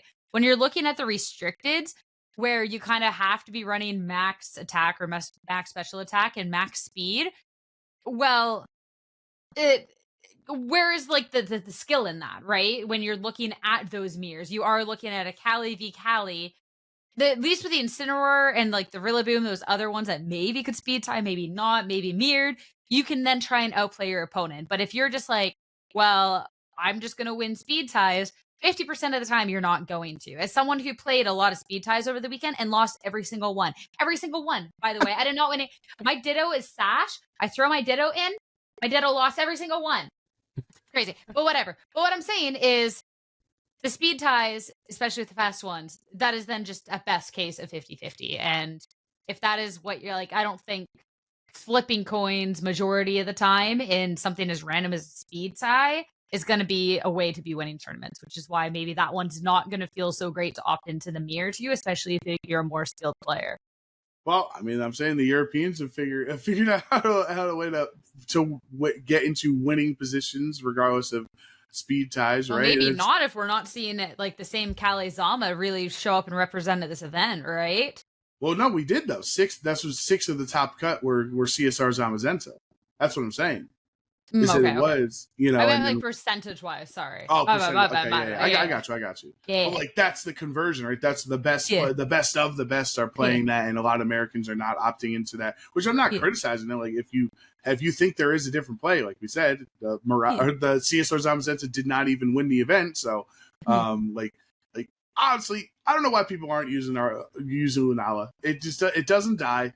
It's just great support. I know Fede's not a fan of the Meteor Beam set, but even if you do run the Meteor Beam set, it's a bigger offensive threat. The Calm Mind, you and I love the Calm Mind stuff behind screens to get set up with a bunch of boosts on it. Like, I just think Lunala is such an awesome restricted Pokemon, man. And the 14% on day 1 and the 8% on day 2 it's just confusing to me.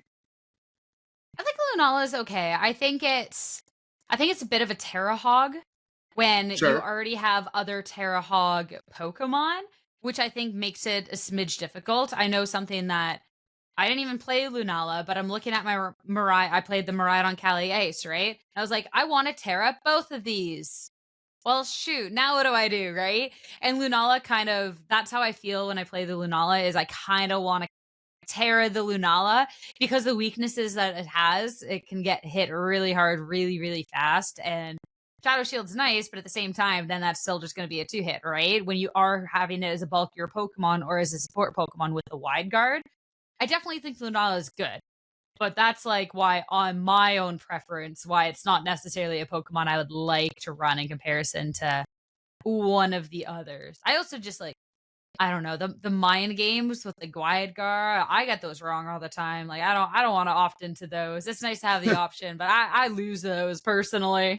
Yeah, but there's like, especially on the team that Fede used and Andrew used to win Milwaukee, right? Like the Wide Guard is both offensive and defensive in that Lunala set because you're protecting yourself from earthquake damage or in the Ursaluna, but you're also stopping Astro Barrage and Glacial Lance and Water Spout and all the other stuff. Like I can understand why Lunala is not number 1 in usage, but like, if we're talking Terra Hogs, like Zamazenta is also a Terra Hog as a secondary restricted. It wants to Terra into Dragon or Terra into Grass or Water or whatever you want to change its Terra typing into. I think the restricteds as a whole are usually hogging up the Terra. So I feel like if Lunala is 8% and Zamazenta is 32%, I feel like we could lessen that gap a little bit going into Worlds, I would hope. Oh, it'd be interesting because we also just have so many good restricteds, right? It's like... Right. That even is something that is good like Lunala. I think the one maybe that surprises me is the Terrapagos for day 2 over the Lunala. It is just barely. And day 1, it was definitely a lot more to Lunala. But Lunala into the day 2 conversion wasn't necessarily as great. And I think that's the one that more so surprises me. Because on paper, I'm just not really the biggest Terrapagos believer. I think it's choice specs, you're just susceptible to just getting doubled up and KO'd because you're not really picking up the KOs anyways. And then Calm Mind you need to set up, and I think that's just easily exploitable, right? So I'm not the Terrapagos believer. I think Lunala should be higher than Terrapagos and maybe even Kyogre, but I don't see it going higher than a Koraidon. Like I don't believe in the bat that much. What do we think of that? The only one Kyogre in Top Cut when Gavin just won Portland with Kyogre, and there was a lot of Kyogres in the cut in Portland. So that's kind of a big. Obviously, it's not just because of Ogerpon Wellspring. Like, sure, there's a couple of it in cut, but Kyogre did not keep up the pace that it performed at in Portland. I mean, there's also just regional differences, right? You get to see different regions kind of go towards different things. West Coast has always been the rain region. Like, there's always more weather at those events, specifically when you're looking at rain, especially with some of like the strongest rain players being West Coast. So I think that I think Portland's a smidge more of an outlier as opposed to a Kyogre fell off. I think it was like a Kyogre had its moment to shine, and now it's going to go back to what we should probably more so expect it from. It's just a very volatile team when you look at it. Just going in general, like pulling up like Nil's team, for example. What does Origin Pulse do? Misses. What does Hydro Pump do? Misses. Misses. What does Water Spout? A lot of damage if you have health, but there is priority galore and fast Pokemon. And if you're having an item like Mystic Water, Specs, anything else, well, There's you're also, not necessarily what is speeding, it, right? 43% of day 2 players had a Lunala or Zamazenta with Wide Guard. With Wide Guard, which then forces Hydro Pump, which is 80%. So it's I think a little bit rough on that. And then there's paired with the Cali Ice, you can have this version of the team. Or there's also the Zacian version, which is also very unreliable in terms of like the missing, right? And I just look over this and I think it's just a team that's a little bit more exploitable. This isn't even like going into the Koraidon issue of it all, which is there is viable Sun users. There's viable Sun Pokemon right now. And then there's also Pokemon that they're normally teams that have Sun, don't get me wrong, but Galarian Weezing as well. And you're not really looking at having an ability shield or anything on this team. And since you're not running Tornadus, you don't have a manual Rain Dance either. So like I think like if you're a rain enjoyer, take your one win that you have in Portland. And if you get to see a Kyogre and cut beyond that, it's a great day for you. I think this is going to be a little bit more on par with what we should expect and probably into Worlds as well. Yeah, I think that 12% or whatever it was on day 1 is probably the general ceiling for Kyogre going into Worlds, especially when 42% of people have a Miraidon. It's just like, oh, I'll Terra Grass. Like, all right, well, Terra Grass is not helping you against Draco Meteor, so like you wasted your Terra and you're still going to get destroyed. Now, if you have like Grimmsnarl or some other things, you can try to figure out a way to deal with it better. But I don't know, even though your Kyogre is just a grass type in that matchup against Miraidon, it's still just not great. It feels bad. I think it's one of those teams that it's a little bit more comfort based, and so like you got a good Kyogre player, they will do decently well. But in terms of like the actual overall strength of team, I think it's just a little bit lacking in comparison to some of the others. Yeah, I think so. I do like hold on, where was it? This team that Bezod and others were using with the Calais Miraidon Iron Treads, and then we have another one of Thomas Irwin in cut with Iron Treads as well on this Miraidon team. Like I think people kind of got lulled into a false sense of like forgetting about the future Paradox Pokemon. And I think that they will have an impact, not just Iron Hands, right? At Worlds, like I would anticipate. Which we got 2 months to talk about Worlds, but I'd anticipate some Iron Treads being really popular because it's not just good into Miraidon, it's also really good into Raging Bolt. Some Iron Bundles potentially showing up in the mix. Iron Jugulus, as we saw, is a fantastic tailwind setter with its Quark Drive boost there. So I think. I think the future Pokemon are on the come up coming into Worlds. I just think too, it's a thing where people forget that Iron Treads is actually viable, considering Dill got second place at EUIC with it, right? And realistically could have won EUIC. Like it was actually really well poised into the meta as well as into the match, right? So it's a Pokemon that maybe stylistically people aren't going for. Maybe they're just like, I don't feel confident with this in the sauce. But I don't think that it's a bad call, whatever, on paper. So it kind of surprises me why to not necessarily see more people go into it, right? Yeah, I think it is like a hard commit Pokemon. A lot of the time when you are team building, it is tied at the hip to Miraidon. It's not like you can use. It's not like how you can have Flutter Mane or Raging Bolt on a non-Koraidon team, and then if your opponent has it, you take advantage of them, right? Like you can't just have Iron Treads without Miraidon because it's not useful enough outside of its Quark Drive ability for you to use. Like now, yeah, you can expect half the field to have Miraidon. You hope to have it, but you got to make sure electric terrain is up. It's kind of a hassle. So it's tied at the hip to one popular restricted, but like its job that it does its job very well. Like it completely walls Electric Dragon as a steel ground type. You then have the Terra Ghost to avoid body press from Zamazenta, which is also a common paired partner. Like I think there is I think there is potential for it. Like, it's not a surprise anymore when it shows up like it was last year at Worlds. That it was a surprise. Yeah, and I do want to say too, congratulations to Bezod here, because obviously looking at Vancouver champ, and it was someone that hadn't really gotten to see too much of in the scene before because the events are so big, right? There's only some stories that you get to follow. So to be able to see the conversion rate into this event and see Bezod make 9th place, I thought was really, really cool. So congrats there. And this was top, like, and took down crazy Kazuki, who was the last undefeated player. Bezod actually beat Kazuki in the last round of Swiss, so big performance out of them. Yeah, this like sometimes we get to see like the up and coming players at like the internationals. Obviously, we got to see that at UIC. This event was very much so like the top trainers like just performing well. Like every single name on this list is a name, someone who we've gotten to see, someone who was discussed about. So this was a really exciting event to follow. Yeah, and then I thought about, as I was watching Marco, Tim Edwards also has the Ogerpon Hearth Flame. I remember when Michael Kelch was on the pod talking about, Ogerpon Hearth Flame is like one of his top 3 favorite Pokemon in this format, and it's definitely a lower usage Pokemon, but it seems just like every time it does show up, it is really impactful.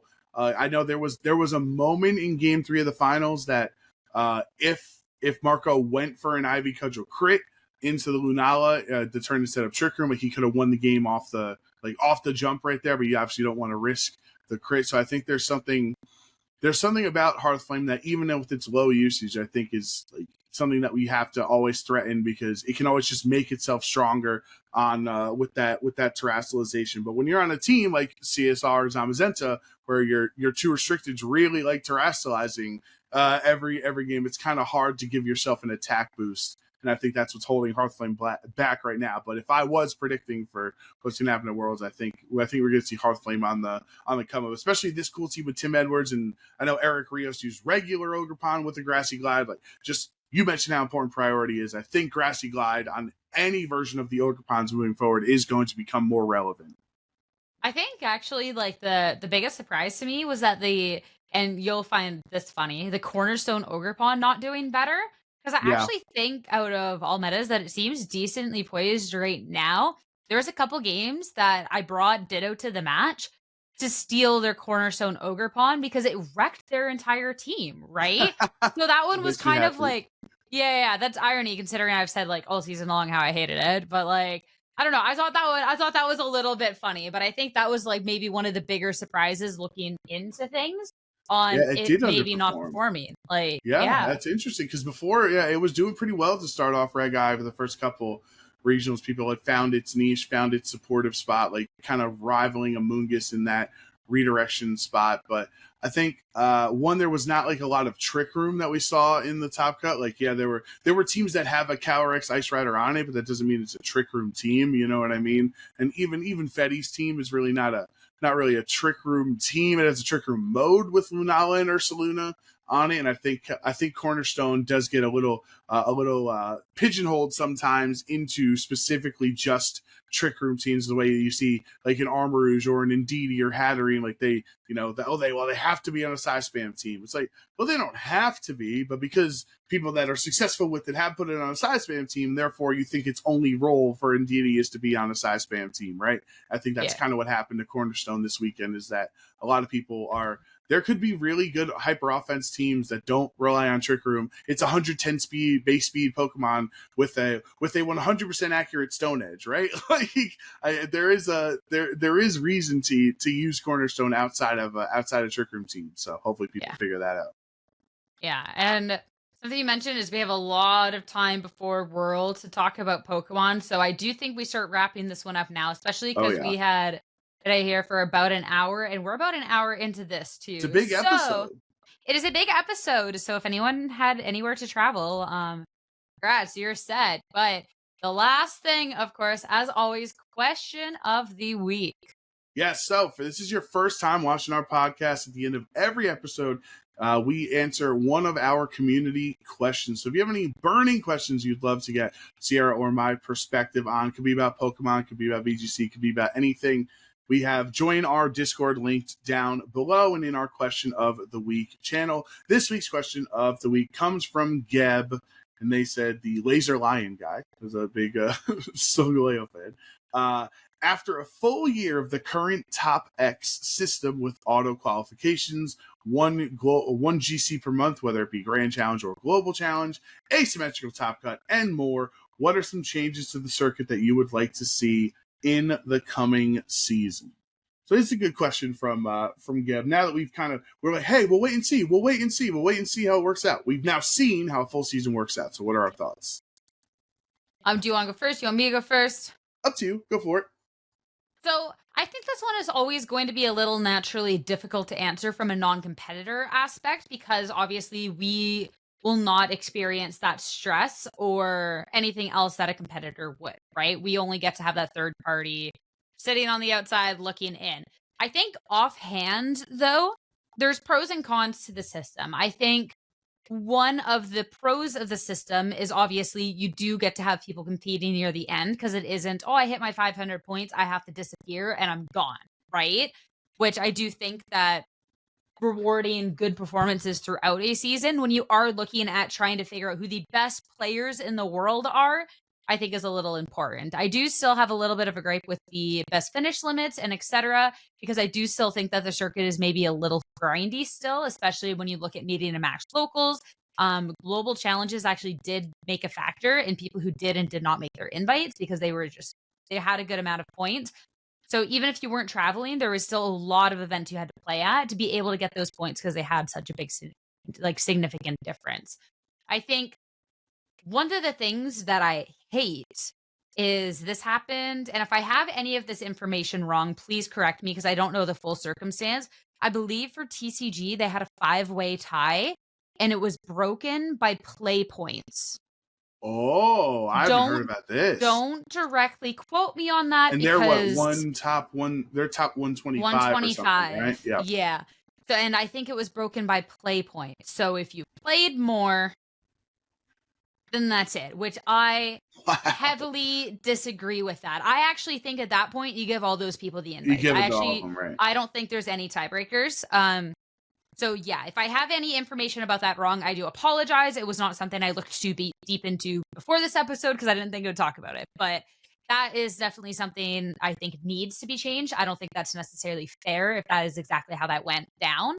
And I do think that it is a pretty harsh line for competitors that just missed out with being so close and then having absolutely nothing to show for their season, right? The only thing is if you get over 200 championship points, you get that one card. Literally beyond that, there is nothing. There is nothing for you. I think what I would like to see maybe going on forward within the season, this is actually something I was watching Tub Takes yesterday, so 2 days before the podcast was coming out, and they were having a similar conversation.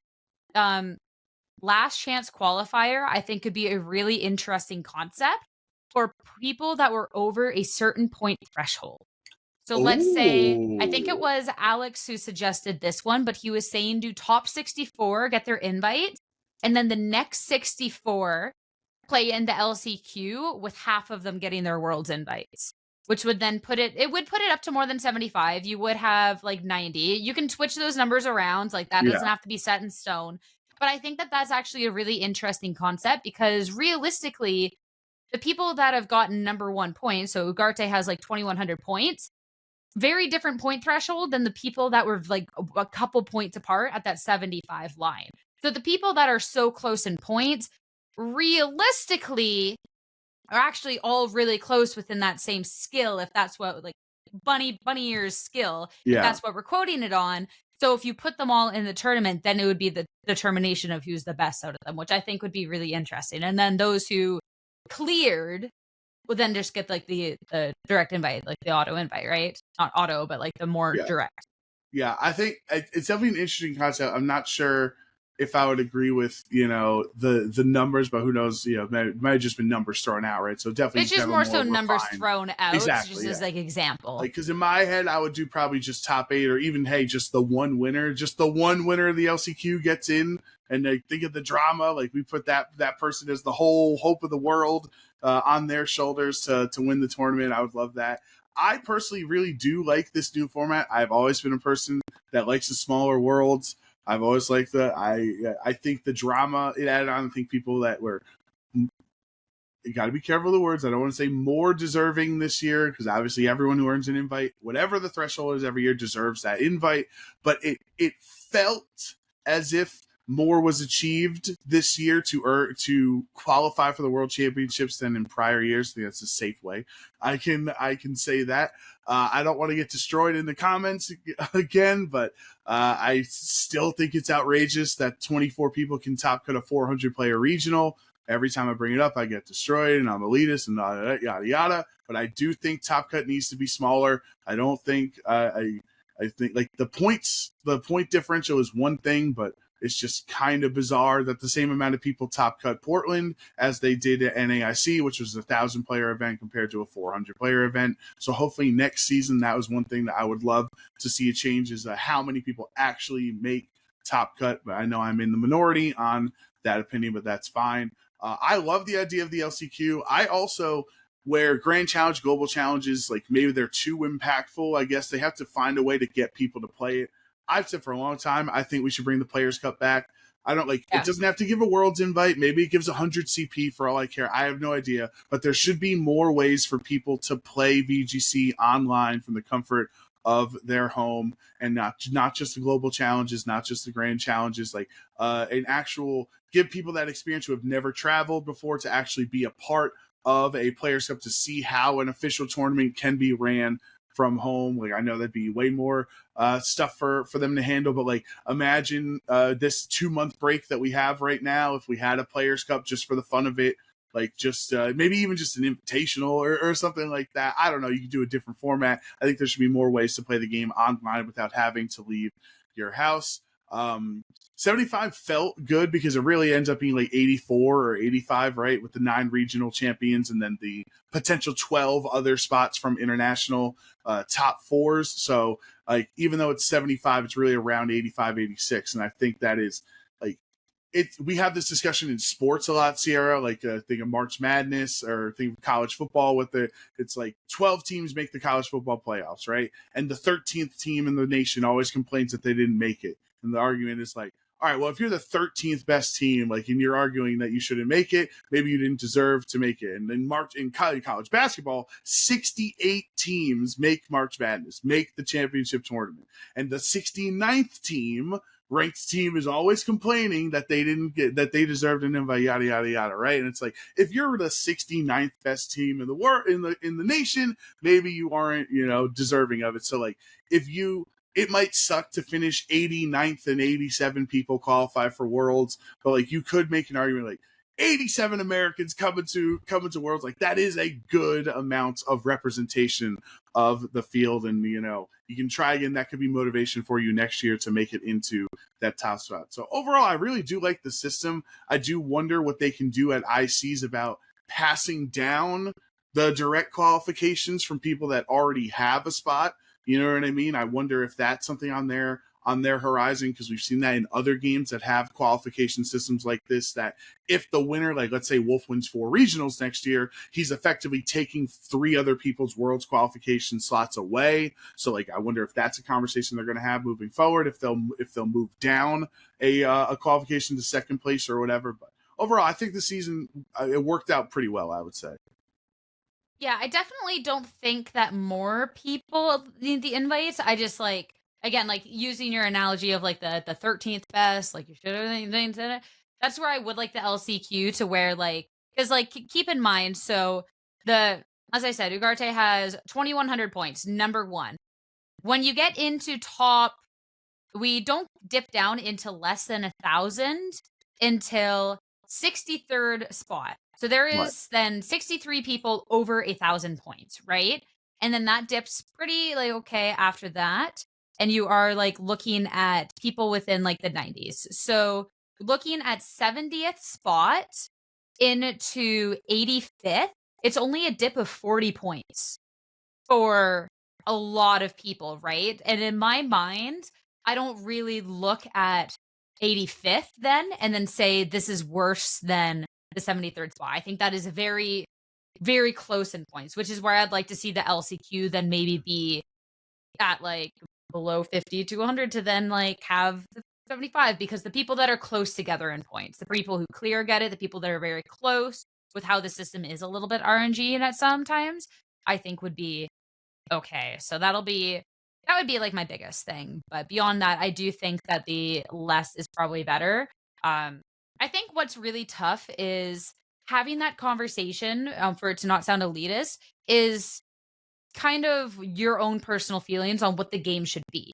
So where I also grew up watching sports, I also follow other esports, and the circuits can be brutal. You can have X amount of teams and only 2 make it to Masters, or only 2 to champs.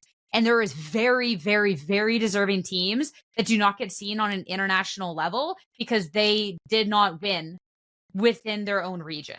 And that is not to say those teams aren't good, but if it's a competition and you're looking at those international competitions, so in this case, Worlds, you are looking to try and send the best of the best.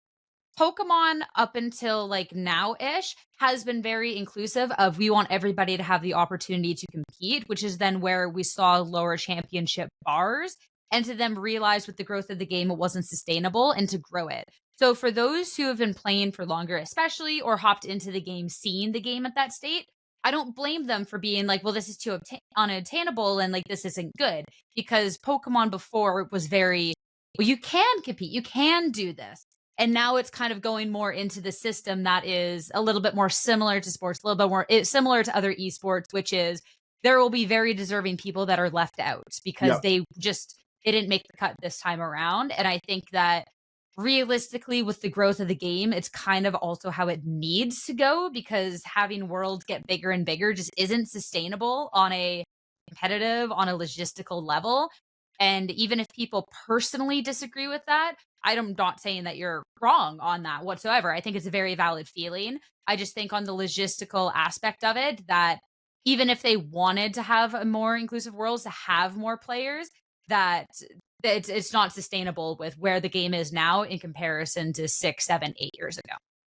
Yeah, that's a fair point, that like this is the system that a lot of people came in post-COVID, right? This is the system that they are used to. So the fact that it was changed on them feels like oh man, you took this away from me, when if they were playing earlier, they would know that this was added. It's not that it was taken away. It was just back to a smaller system. And when everybody has more qualifications, every region then gets bigger and bigger and bigger. So it really starts to multiply. And if we get bigger, then TCG has to get bigger to compensate that they have a 4,000 player event and we have a 1,000 player event. So what are you going to do? 160 TCG qualifications if you're going to bring VG up to 125? Like, it just starts to really snowball out of control. So overall, I do think the team did it. The circuit team, the esports team, did a good job this year. Yeah, like you look at Japan Worlds, and like I hear from competitors that they thought it was the worst Worlds in terms of the competitive experience because it was just too big. Like it was logistically, it was tough. Check-in was tough. Playing was tough. Equipment was tough. There was a lot of logistical issues, even that were felt within the circuit the next year with having to get equipment over that we didn't get back, right? Which then affected our events. Like there was just a little too much, and I think that as much as Worlds, like Japan Worlds, was cool from a spectator, it was cool from anyone at home, it was cool for a lot of reasons, because it's a Japan Worlds, how would it not be? Yeah. I've only really heard not the greatest experience from competitive players on that logistical aspect, which I think was also a very big, like, something needs to change here. Yeah, 100%. We'll see what happens next year. I mean, I hope we get regional announcements soon. We already know where we're going for Worlds next year from San Francisco, so they got to have something at Worlds to tell us. Maybe they'll tell us the regional schedule or something. I don't know. No, they cannot wait till Worlds. I will genuinely I will genuinely be upset. I didn't like that because if I recall right, they released half the schedule and then released the second half later. Correct. Yeah. For this season. I wasn't the biggest fan of that, but I would take that over them just releasing the entire thing at Worlds, because people got to plan. Things are expensive. And that first regional at post Worlds is usually like 3 weeks, 4 weeks afterwards. So it's a quick turnaround, And I have a more adaptable job than most, and I am still I need to get dates figured out, so I am not booking Right. dates there, right? Like I'm already getting inquiries about September, and I know that there's Like- other people that like I have inquiries till December, right? And like I just need to know. I just need to know. So I'm getting driven nuts, but it's okay. Hopefully sooner rather than later. But yeah, I think it's about due time that we wrap this one up because we have been yapping for a bit. So if you made it to this point of the episode, you are an absolute trooper. And thank you so much for listening. If you did not make it to this point, I absolutely do not blame you, but I appreciate if you listen to any part of it. Of course, there's going to be a lot of time to fill up until the World Championships. If there's anything in particular that you would like to see, you would like to hear from, anybody that you would like to hear from in the community, let us know because, yeah, there's going to be a lot of content to fill. And I'm hoping that we can get some really great ideas for that and that we can brainstorm and have some good ideas. But yeah, thank you all so much for tuning into this episode of OHKO, and we will see you next time.